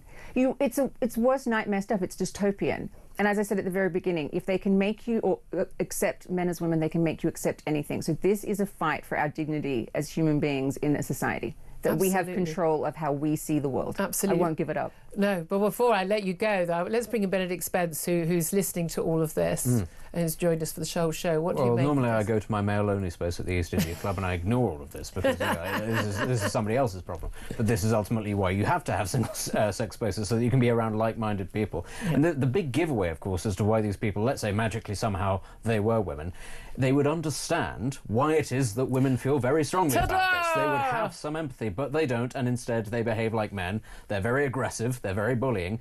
These really ought to be giveaways to people like Sir Keir Starmer that, oh no, in fact, these are not. You can't just magically become a woman and carry on behaving and acting and physically being a man. It doesn't work that way. But as you say, it's about getting people to believe the unbelievable. And once you've got that, well, imagine the other possibilities that you can get people to believe. All sorts of nonsense. My objection is always, again, safety, rights, the sanity, the truth, but also just the idea that being a woman is just a feeling that a man has on a Wednesday afternoon, as opposed to an actual factual reality, we are an actual thing. It was so amazing in federal court, actually, when the Australian Human Rights Commission was even trying to define what gender identity is, and they couldn't. They spent hours sort of just fumbling through, and eventually it sort of came down to it's a thought. And it was just so absurd that you should even know what someone's thoughts are, what one, know, and two, care. And my barrister got up there and just said, a woman is not a thought. We're talking about something that is actual objective fact here, and you're just saying it's a thought. No. Yeah, it is genuinely terrifying. It's both laughable and infuriating at the same time. Well, I, for one, and I'm pretty sure my entire audience is behind me on this, want to thank you for fighting the good fight. Again, like most of the women involved in this, not a fight you picked, but my God, you have fought a valiant fight on behalf of, your daughter, my daughter, everyone's daughters, and all of us. And I absolutely support you. We are going to put this out online, and we will be obviously putting the link so you can help contribute to a fight for sanity. That's what it's not transphobia. It's not being a fight for pure sanity. Sal Grover, you are an absolute hero of mine. Thank you so much for joining us. Thank you so much. Fingers crossed for the win. 12:26 is the time. This is Talk.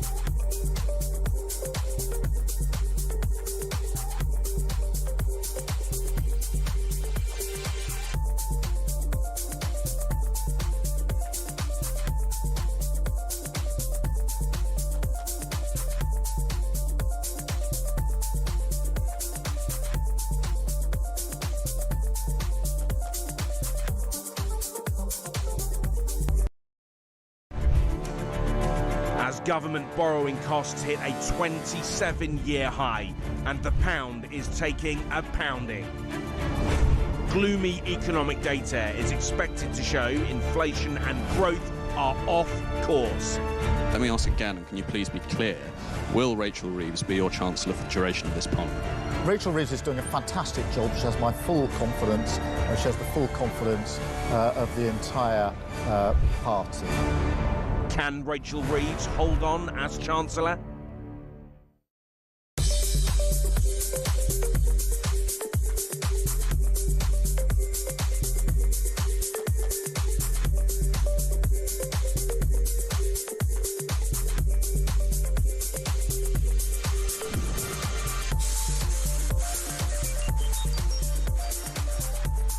Across the UK, on DAB+, on YouTube, on your mobile, and on your side. This is Talk. This is Talk, the home of common sense. Wasn't Sal Grover absolutely fantastic? If you missed any of that, we'll put it out online again with that link. Come on. The crowdfunding, a fight for sanity in Australia. This has impacts around the world. We've seen what's happened in America, how much that will impact here. We can see how these things happen. Anyway, lots more going on. Let's get back to your calls and your text messages. I haven't got too many text messages today yet about the Palestinian family in Gaza. Mum, dad, four kids. They've been granted the right to live in Britain after applying through a scheme meant for Ukrainian refugees. The giveaway that it was meant for Ukrainian refugees was it was called the Ukraine Family Scheme. I know, you'd think that was only meant for Ukraine. Apparently, a judge at a tribunal said, well, no, actually, it could have been meant for a wider group. So lawyers advised that this family applied. This could, of course, open the floodgates to thousands more Gazan refugees. I'm asking you to get your thoughts in on this. 0344 499 1000 is the number to call. You can text 87222, message us at talkTV. Gregory says, to be honest, 78% of the public voted for parties that would bring them here. Oh, God, was it that big? Good Lord. Paul says, inviting trouble for the future. We can see what's going to happen next. Jack says simply, no, no, no. This can't be allowed to happen. The country is overcrowded as it is. But you all knew this would happen at some point. Jennifer says, quite obvious this was going to happen. What say have British people got on this matter? None. Mary says, so a scheme set up for a specific population of people can now be used for anyone? Hamas could be moving to Britain en masse. Who will be protecting our Jewish communities? It's a boiling pot already. Yeah, by the way, you know, there's a story today about the massive rise in anti-Semitism against Jewish people. I wonder who most of the perpetrators of that are. I just can't imagine. Let's get to the calls now. Robert is in Hertfordshire. Hello, Robert. Hi, Julia. Hello. What do you make of this? I phoned up to talk about the migrant situation, but I just want to clear one or two things up. My name's Robert. I'm 72 years of age. I was born a man. I identify as a man. In actual fact, I had a quick look in the shower before we come on. A bit disappointed with what I see, but I still identify as a man. Is that okay? Do you want to talk to me? That is okay. You know, I'm just relieved that some of our audience do shower. Yeah, well, I could have been lying about that. Yeah. Oh, I love it, Robert. I love it. It is, honestly, it's madness, isn't it? But look, you want to talk about the Gaza refugees, don't you? Yeah, well, I do want to talk about that, but you was right on some of your earlier points. We've got to get rid of the activist judges and lawyers before we do anything else. Now, I'm a Brexiteer, and I'm so disappointed that we're still in, you know, it's years down the line, we're still in the European Court of Human Rights. Why? Yeah. Why? Yeah. It's the idea that they know better than us. That's the thing I find. But that's because we've got people like Keir Starmer and Lord Hermer, the Attorney General, all these people, and they think that somehow the courts know better than the people because they seem to think you can't change the law. But the whole point of us electing a government is that we elect MPs who then form a government who then can change the law. Yeah, but I voted reform straight after the election, only to cheer myself up. That's why I've done it. But now that's a very fast-growing party, but people are in for a shock. Because unless they get rid of the activist judges, Nigel Farage is going to have all his teeth pulled out. He ain't going to be able to do anything, nothing at all. So well, unless he gets rid of them if he became Prime Minister. I mean, you'd need to have a Trump, Elon Musk-style purge. I mean, you really would. It's got that bad. Yeah, and I don't think anybody's got the gonads to do it. Well, I just don't know if you've got the power to do it here. That's the thing. I mean, I'm at the point now where I think pretty much every single civil servant needs to be like, right, we're just going to reevaluate because they're certainly not independent anymore, and I don't think they understand the notion of being servants to ministers either. Robert, appreciate your call. Appreciate your shower. Alan is in Shropshire. Hello, Alan. Good afternoon, Julia. Hello. What do you want to say? I came in before. We've been lambing my sheep, and I just came in to get a quick cup of tea. And there was what I believe to be a Labour politician on. And he was saying, Labour want this, Labour want that, Labour want the other. I mean, what about the British people? I mean, you know, the political parties are supposed to be standing up and looking after the British people because, I mean, we elected them into office. Why aren't they doing what we want? Why are they doing what Well, I mean, the Tories didn't. I suppose they've learned. But again, don't they realise that's why the Tories are out on their ear? I mean, we're seeing a lot of tough talk from Starmer and Yvette Cooper, the Home Secretary. They've definitely changed their tune since they've got in because they've realised what a massive issue that is for them. But I don't think they have any power over these activist judges and lawyers either. Yeah, well, in that case, then they've got to change the law. I mean, they're the government; they're in charge. Why can't they change the law? That's my thing. I think the British people are just going to say, there's not much we can do about it. They're not going to put up with that anymore. That's the reason why we voted for Brexit, so they couldn't blame the EU for everything anymore, so we could hold them to account. They can't now blame the judges and the courts. No, we're going to hold you to account. Yeah, well, the thing is, I mean, they've got to stand up. I mean, Britain is the best country in the world. I mean, we're totally, you know, we're very, very proud to be British. Why haven't we got a government that is actually proud to be British and wants to lead the British people the same as Trump is doing in America? Absolutely nailed it. Thank you very much, Alan. Appreciate that. Benedict Spence? Yeah, Alan there was talking about James Mathieson, I assume, and that's good because I wanted to come back He's a former Labour spokesman, and he said something that was very interesting. When you asked him, should people be allowed to come, and he gave the proceduralist answer, which said, I think anybody should be able to apply. And what does that mean? They want to be British, they want to contribute. But of course, what does that mean, to want to be British, to want to contribute? We're always always told, aren't we, what are British values? And people turn around and go, well, can you define them? No. And it is deliberately, well, this is the point, by those sorts of people, it is deliberately redefined as multiculturalism and tolerance and diversity. And that's it's an insidious thing to basically turn around and go, anybody who wants, it's free to apply, we're not going to say they are going to get in. However, here is a very large list of things that if they tick any of them, they'll get in. And what are those things? Diversity, inclusion, not British values. Absolutely. Thank you very much indeed. 12:36 is the time. Coming up, we are going to be hearing from Peter Carball about PMQs, what's happened in that. We're going to talk about where we are with Israel and Hamas, the ceasefire, and indeed the Chagos Islands as well. Time now, though, right now, to find out how you could be in with a chance of winning 25 grand. It's competition time, and we're giving you a chance to win a whopping £25,000. So what do you need to do to get involved? All you have to do is text the word prize to 83338, or you can enter by post. It's as simple as that. Once again, to get involved, just text the word prize to 83338, or you can enter by post. 18 plus, UK excluding NI. Enter by SMS for £2 plus one standard network charge by 11 p.m. on March the 3rd, 2025. Or send your name, email and contact number to £25,000 cash competition, PO Box 3190, Colchester CO2 8GP, to arrive by 5 p.m. on March the 6th, 2025. This is a News Broadcasting Network promotion. Full terms and conditions at talksport.com. Well, very good luck to you all for that. Coming up after the break, as I say, we're going to be talking about where we are on the international scene, and we're also going to be finding out what happened at PMQs and what a surprise can be big. Not did bring up that Palestinian family being granted refugee status here in Gaza. We'll hear more about that up next. This is Talk.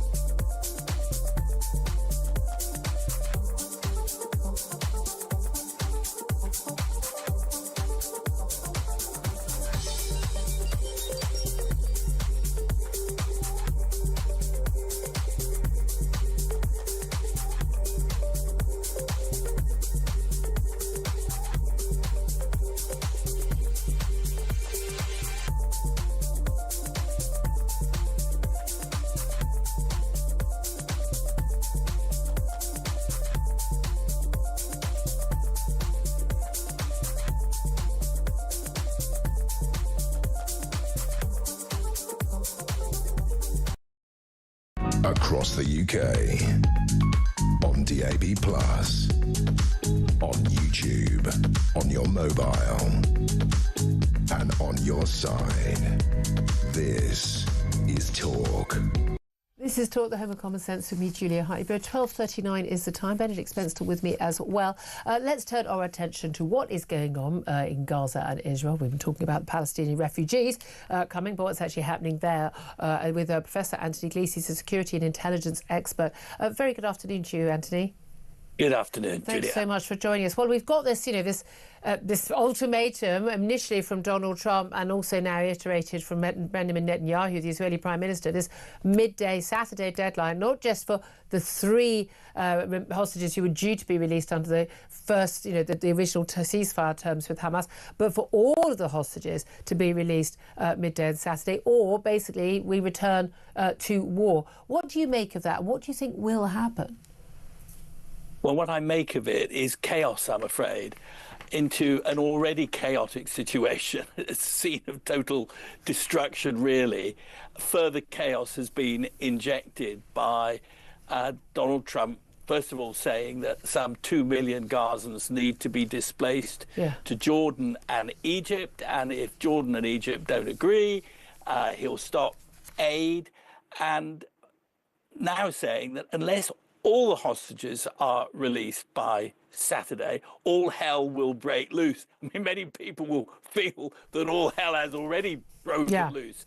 And the reason it's chaotic is because, although historically some 16 million Eastern Germans were deported after 1945 and moved to Western Germany, so many more than there are Palestinians in Gaza, you can deport very large numbers of people. The Germans had a state to go to, but there's no state for the Gazans to go to. So that's one reason for fundamental chaos here. Yeah, I mean, but then again, people have talked about, oh, this is ethnic cleansing, and certainly it came as a bolt out of the blue.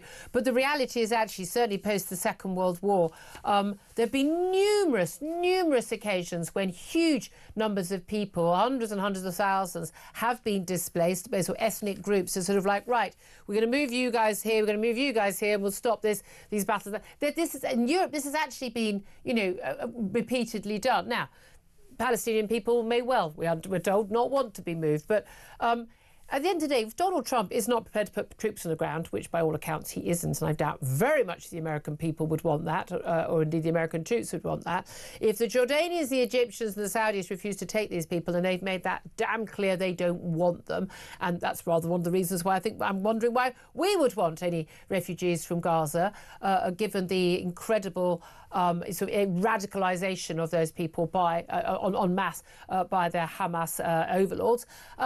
What does happen? Because Donald Trump can talk all the talk he wants, and it may just be he's kind of thrown in a little bit of grenade to sort of shake things up and get everyone's attention and focus minds. But at the end of the day, if he can't back that up, what does happen? Well, I think in the back of Donald Trump's mind, maybe, after all, he's of German origins, maybe he knows about what happened at the end of the Second World War. He probably doesn't. He probably doesn't. He thinks that a new beginning is possible, and he's right. There has to be a new beginning, but that new beginning has to be based on a state for the Palestinian people, because without that state, you can't move anybody anywhere, even if you Well, want to. he's suggesting somewhere in Saudi Arabia. They've got loads of land, he said. Yeah, but that is ridiculous. We've spent, 76 years dealing with the fallout of Palestinians having been displaced from land that they share. They share with the Jews in the Middle East. Well, the Jews were displaced as well. Every Arab country expelled Jews. The Jews were displaced. Everyone forgets that small fact. The lesson is, if you think the Jews should have a national home, and I think many serious people do think that's right, then you should also hold that the Palestinians should have a national home. No, I know. See, I don't think that does follow. I don't think that does follow. I think there's a specific reason why. We all know what that reason is. It begins with H. We all know why why Jewish people felt the need to have a homeland where they could be safe. Which is very different, I think, from a Palestinian. French people wanting their land, British people wanting their land. I completely understand that, but I do think those calls are different. But the question is, the two-state solution has been offered again and again and again. The Palestinian leadership, but the Palestinian people, what they want, often, I don't know, gets thrown out the window. Palestinian leadership won't accept it. There is no moderate Palestinian leadership. There's marginally less radical, murderous and extreme leadership other than Hamas. But there's still massive extremists who still think that Israel should be eradicated. The reality is the Palestinian leadership don't want a two-state solution. They want a one-state solution, as I keep on saying, and that doesn't involve Israel. Well, some do and some don't. And the real problem is that we'll have another 76 years of jihadist terrorism unless the Palestinians are given a national home. I'm convinced that is the only way. Do you think that will resolve it? I've got a funny feeling. Let me make this point. You see, what Netanyahu has not done is very serious. He didn't keep Israel safe on the 7th of October. He was totally focused on Hezbollah, and they were dealt with, but ignored Hamas. we're now dealing with the fallout. He hasn't even destroyed Hamas. We're seeing them put on these awful displays, returning the Israeli hostages. What do we see? We see these terrorists there posturing. And yes, you can destroy Gaza, you can disrupt the capability of Hamas as a military force, but you can't destroy them as a jihadist force unless the Palestinians are given a state and money, and Donald Trump forgets his idea of a Riviera on what is a charnel house. You have 50,000 people killed. It's unrealistic. It is interesting, though, isn't it, that Hamas have ordered their senior leaders in Gaza to stop using mobile phones to hide their locations, although, again, everyone gave up the pagers some time ago. Professor Anthony Glees, so good to talk to you. Do come on again, a security and intelligence expert there, Anthony Glees. Benedict Spence, just want to bring you in. We talked about this earlier, so I want to bring you on actually on a different topic. And that is, there's this ruling on the Chagos case that has basically led to us being paying for no good reason at all, giving Chagos to Mauritius, not back to them, they never owned it, these islands in the middle of the Indian Ocean, paying for the privilege, huge billion sums of money. But it turns out the original court case, which means that apparently at the International Court of Justice we should absolutely obey this, one of the international judges who ruled against Britain over the Chagos Islands is, surprise, surprise, a former Chinese government official who backed Russia's invasion of Ukraine. This is the kind of court. And these are the people, by the way, who are attacking Israel and these court decisions and issuing arrest warrants to Netanyahu. I mean, these are, again, like our tribunals and our judges and our courts here, blatantly, outrageously, not independent, very biased, and motivated by God knows what causes. As I say, when people look at the members of the international community, the much austere, respected international community, you look at them as individual countries and you go, would you like to live in any of those? The answer in 90% is no. Why is it then that when they all get together in a little room and they think, oh, we're going to have some fun, we then go, well, they are very respectable, a learned judge from Shanghai and another one from Somalia, and you just think, that's not how this works. And if anything, and on top of that, of course, it wasn't even a ruling. It was an opinion. It was not legally binding at all. So quite aside from the fact that international law does not really exist unless you're a superpower and you can back it up, they weren't even pretending that it was international law. They were just going, that's the way the wind's blowing. It's utterly mind-boggling, as is pretty much everything that happens in this government right now, I have to say. I'm afraid time is against us. We're going to have to say goodbye to you. Benedict Spence, thank you so much for joining us. I hope your train home is less stressful than your train here. I might just well stay here. I'll be here next week. If you were listening earlier, we haven't had any offers to have his babies yet, but we're working on that. I'll check my phone. Check your phone, absolutely. Up next, we're going to take a quick break. They're going to be talking to Peter Cardwell, talk presenter, political commentator. He's been watching PMQ, so we didn't have to. What's been going on? This is Talk.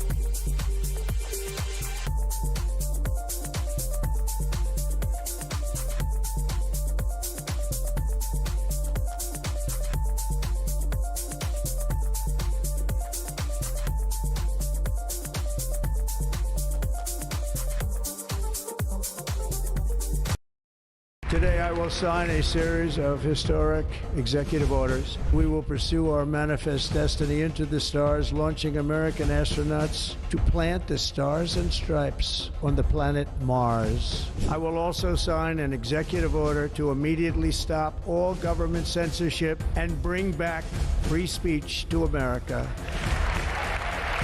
As of today, it will henceforth be the official policy of the United States government that there are only two genders, male and female.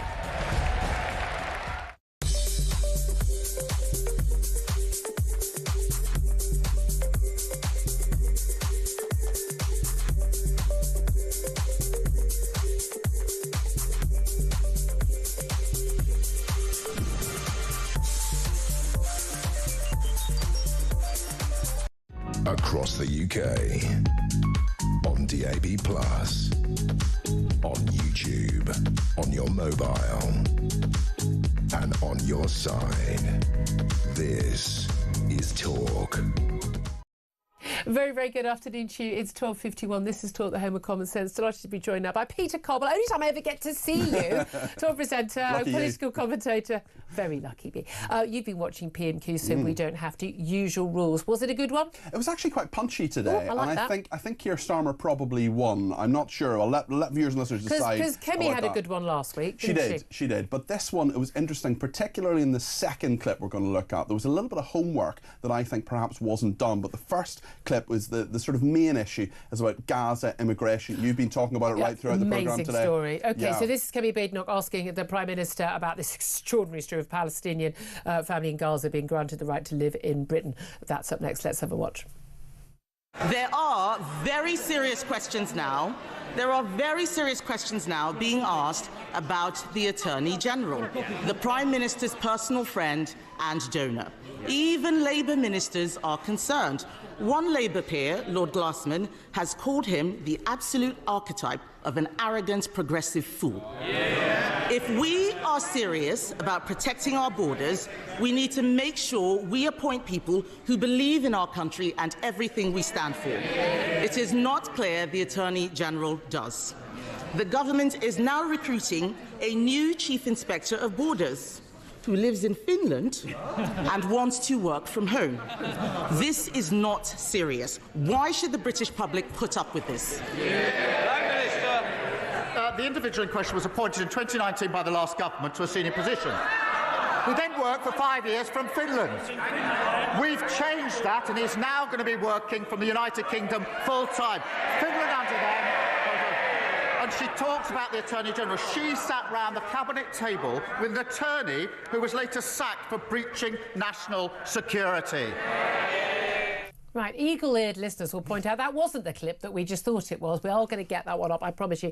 You touched on that already, Peter, this clip. So explain what this is all about. So there's two issues here. One is about this immigration official who Labour have appointed. He's been working for the last 5 years from Finland, working from home in Finland. And Keir Starmer sort of pointed out and said, well, she hasn't really done her homework here because, first of all, the Conservatives appointed him to a senior position. We, Labour, have appointed him to a much more senior position, but we're saying he has to work in the UK. So that's that point. Some of the time. The second point is about Richard Hermer, who's a very controversial Attorney General, and essentially Maurice Glassman, who's a Labour peer, saying, is he actually patriotic, especially when it comes to Israel, especially when it comes to all these... He seems to have his finger in virtually every pie. A lot of pies, Chagos Islands, every single decision. I mean, he thinks we should be paying reparations. Yep. He is a classic sort of human rights, sort of wishy-washy, hand-wringing liberal who basically thinks that everything that Britain has ever done is terrible and we're bad people and we owe the world a big apology and money. And of course he is Keir Starmer's BFF and has given him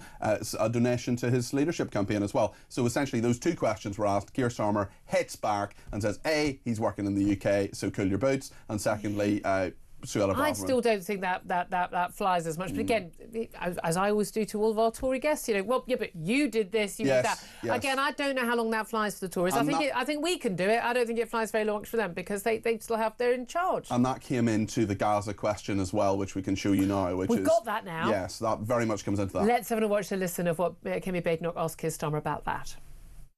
This case has arisen because a Palestinian came to the UK from Gaza in 2007. he is now a British citizen. This is precisely why we need to break the conveyor belt from arriving in the UK to acquiring indefinite leave to remain, and then a British passport, and now a right to bring 6 family members here as well. They presided over record high levels of immigration. Reached nearly 1 million. It was a one-nation experiment in open borders. And she was the cheerleader. She was the one campaigning for more people to come and thanking her own side when they thwarted her campaign. So before she lectures us, I think she needs to reflect on her own record and her own record here. See, once again, we've got Keir Starmer hitting back, oh, what were your record? And that's a very fair argument, isn't it, Peter Caldwell? But also, you're the Prime Minister, mate. Yeah, it was. You have been for 7 months. I mean, yeah. So what's the timescale on that? Because again, we had, remember, when the Tories first came in, Cameron Osborne were like, oh, look at the mess that the Labour left. People go at some point, yeah. We elected you to sort it out. But the thing with Cameron and Osborne, whether he hated austerity, thought they were, the devil incarnate, they had a plan. Whereas by the way, they were also re-elected. Yes. Small point worth making. Yes, indeed, with the majority. And the question is for Keir Starmer, where's your plan? And I think a lot of people aren't seeing that. Absolutely. And again, the fact that, the thing that we find mind-boggling is we've got, a Ukraine refugee scheme, Ukraine family scheme, sorry. I mean, the clue is in the name, once you can finally get the name out. It doesn't mention anyone from Gaza. Yes, it doesn't. And yet this scandal has happened. And the right, it's the idea that someone has a right. I mean, why this brother has got British citizenship, again, we're handing that out like confetti to anybody and everybody. But why the idea that because your brother lives somewhere, you've got a right to come and live here. I find it utterly bizarre. My brother lives in a nice big house. I don't have the right to live in a nice big house. No. I live in a small flat. It's not an automatic. It's just utterly bizarre. But again, I think Keir Starmer's fully signed up to all this stuff. Yes, I really think he is. Yeah. It's really quite bizarre. Have you heard about Rachel Reeves' new pictures? No, tell me about this. Oh my God, the Chancellor has replaced lots of pictures of former Chancellors of the Exchequer, because they, of course, weren't the first woman Chancellor of the Exchequer, Disraeli, people like that. And she's replaced them with the most god-awful, I like modern art, but god-awful modern art, which are pictures and images of the COVID pandemic. And they are they're sort of crayon versions of the Scream, I think is the best way of describing them. We haven't got the right, we can't show the picture. They are so awful. What wonderful thing is, though, at least she's going to be in the right mood. She's going to know the mood of the country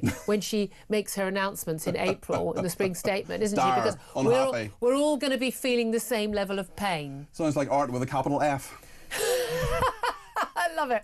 Listening to all of this, desperate to get in, Mr. Ian Collins. She's also apparently got her treasured signed photo of Bobby Davro as well, sits on her desk. We've all got one of those. We've all got one of those. I met Bobby Davro about a year ago. I was so excited. We met him at James's didn't we? And it's absolutely yeah, he listens to the show. He's very funny. He listens to the station. Well, he's old school. I don't know how we got onto Bobby Davro. He's not that old school though. When you see him, what are you talking about today? Bobby Davro. Leading story. Have you met the Bobster? Are you a Davro fanatic, a Davroette, as they're known? We'd like to get all those calls. Now with your Davro. What I love is that things have actually improved on the show after basically we put a call out for people to offer to have Benedict's babies. Oh wow! Okay. I mean,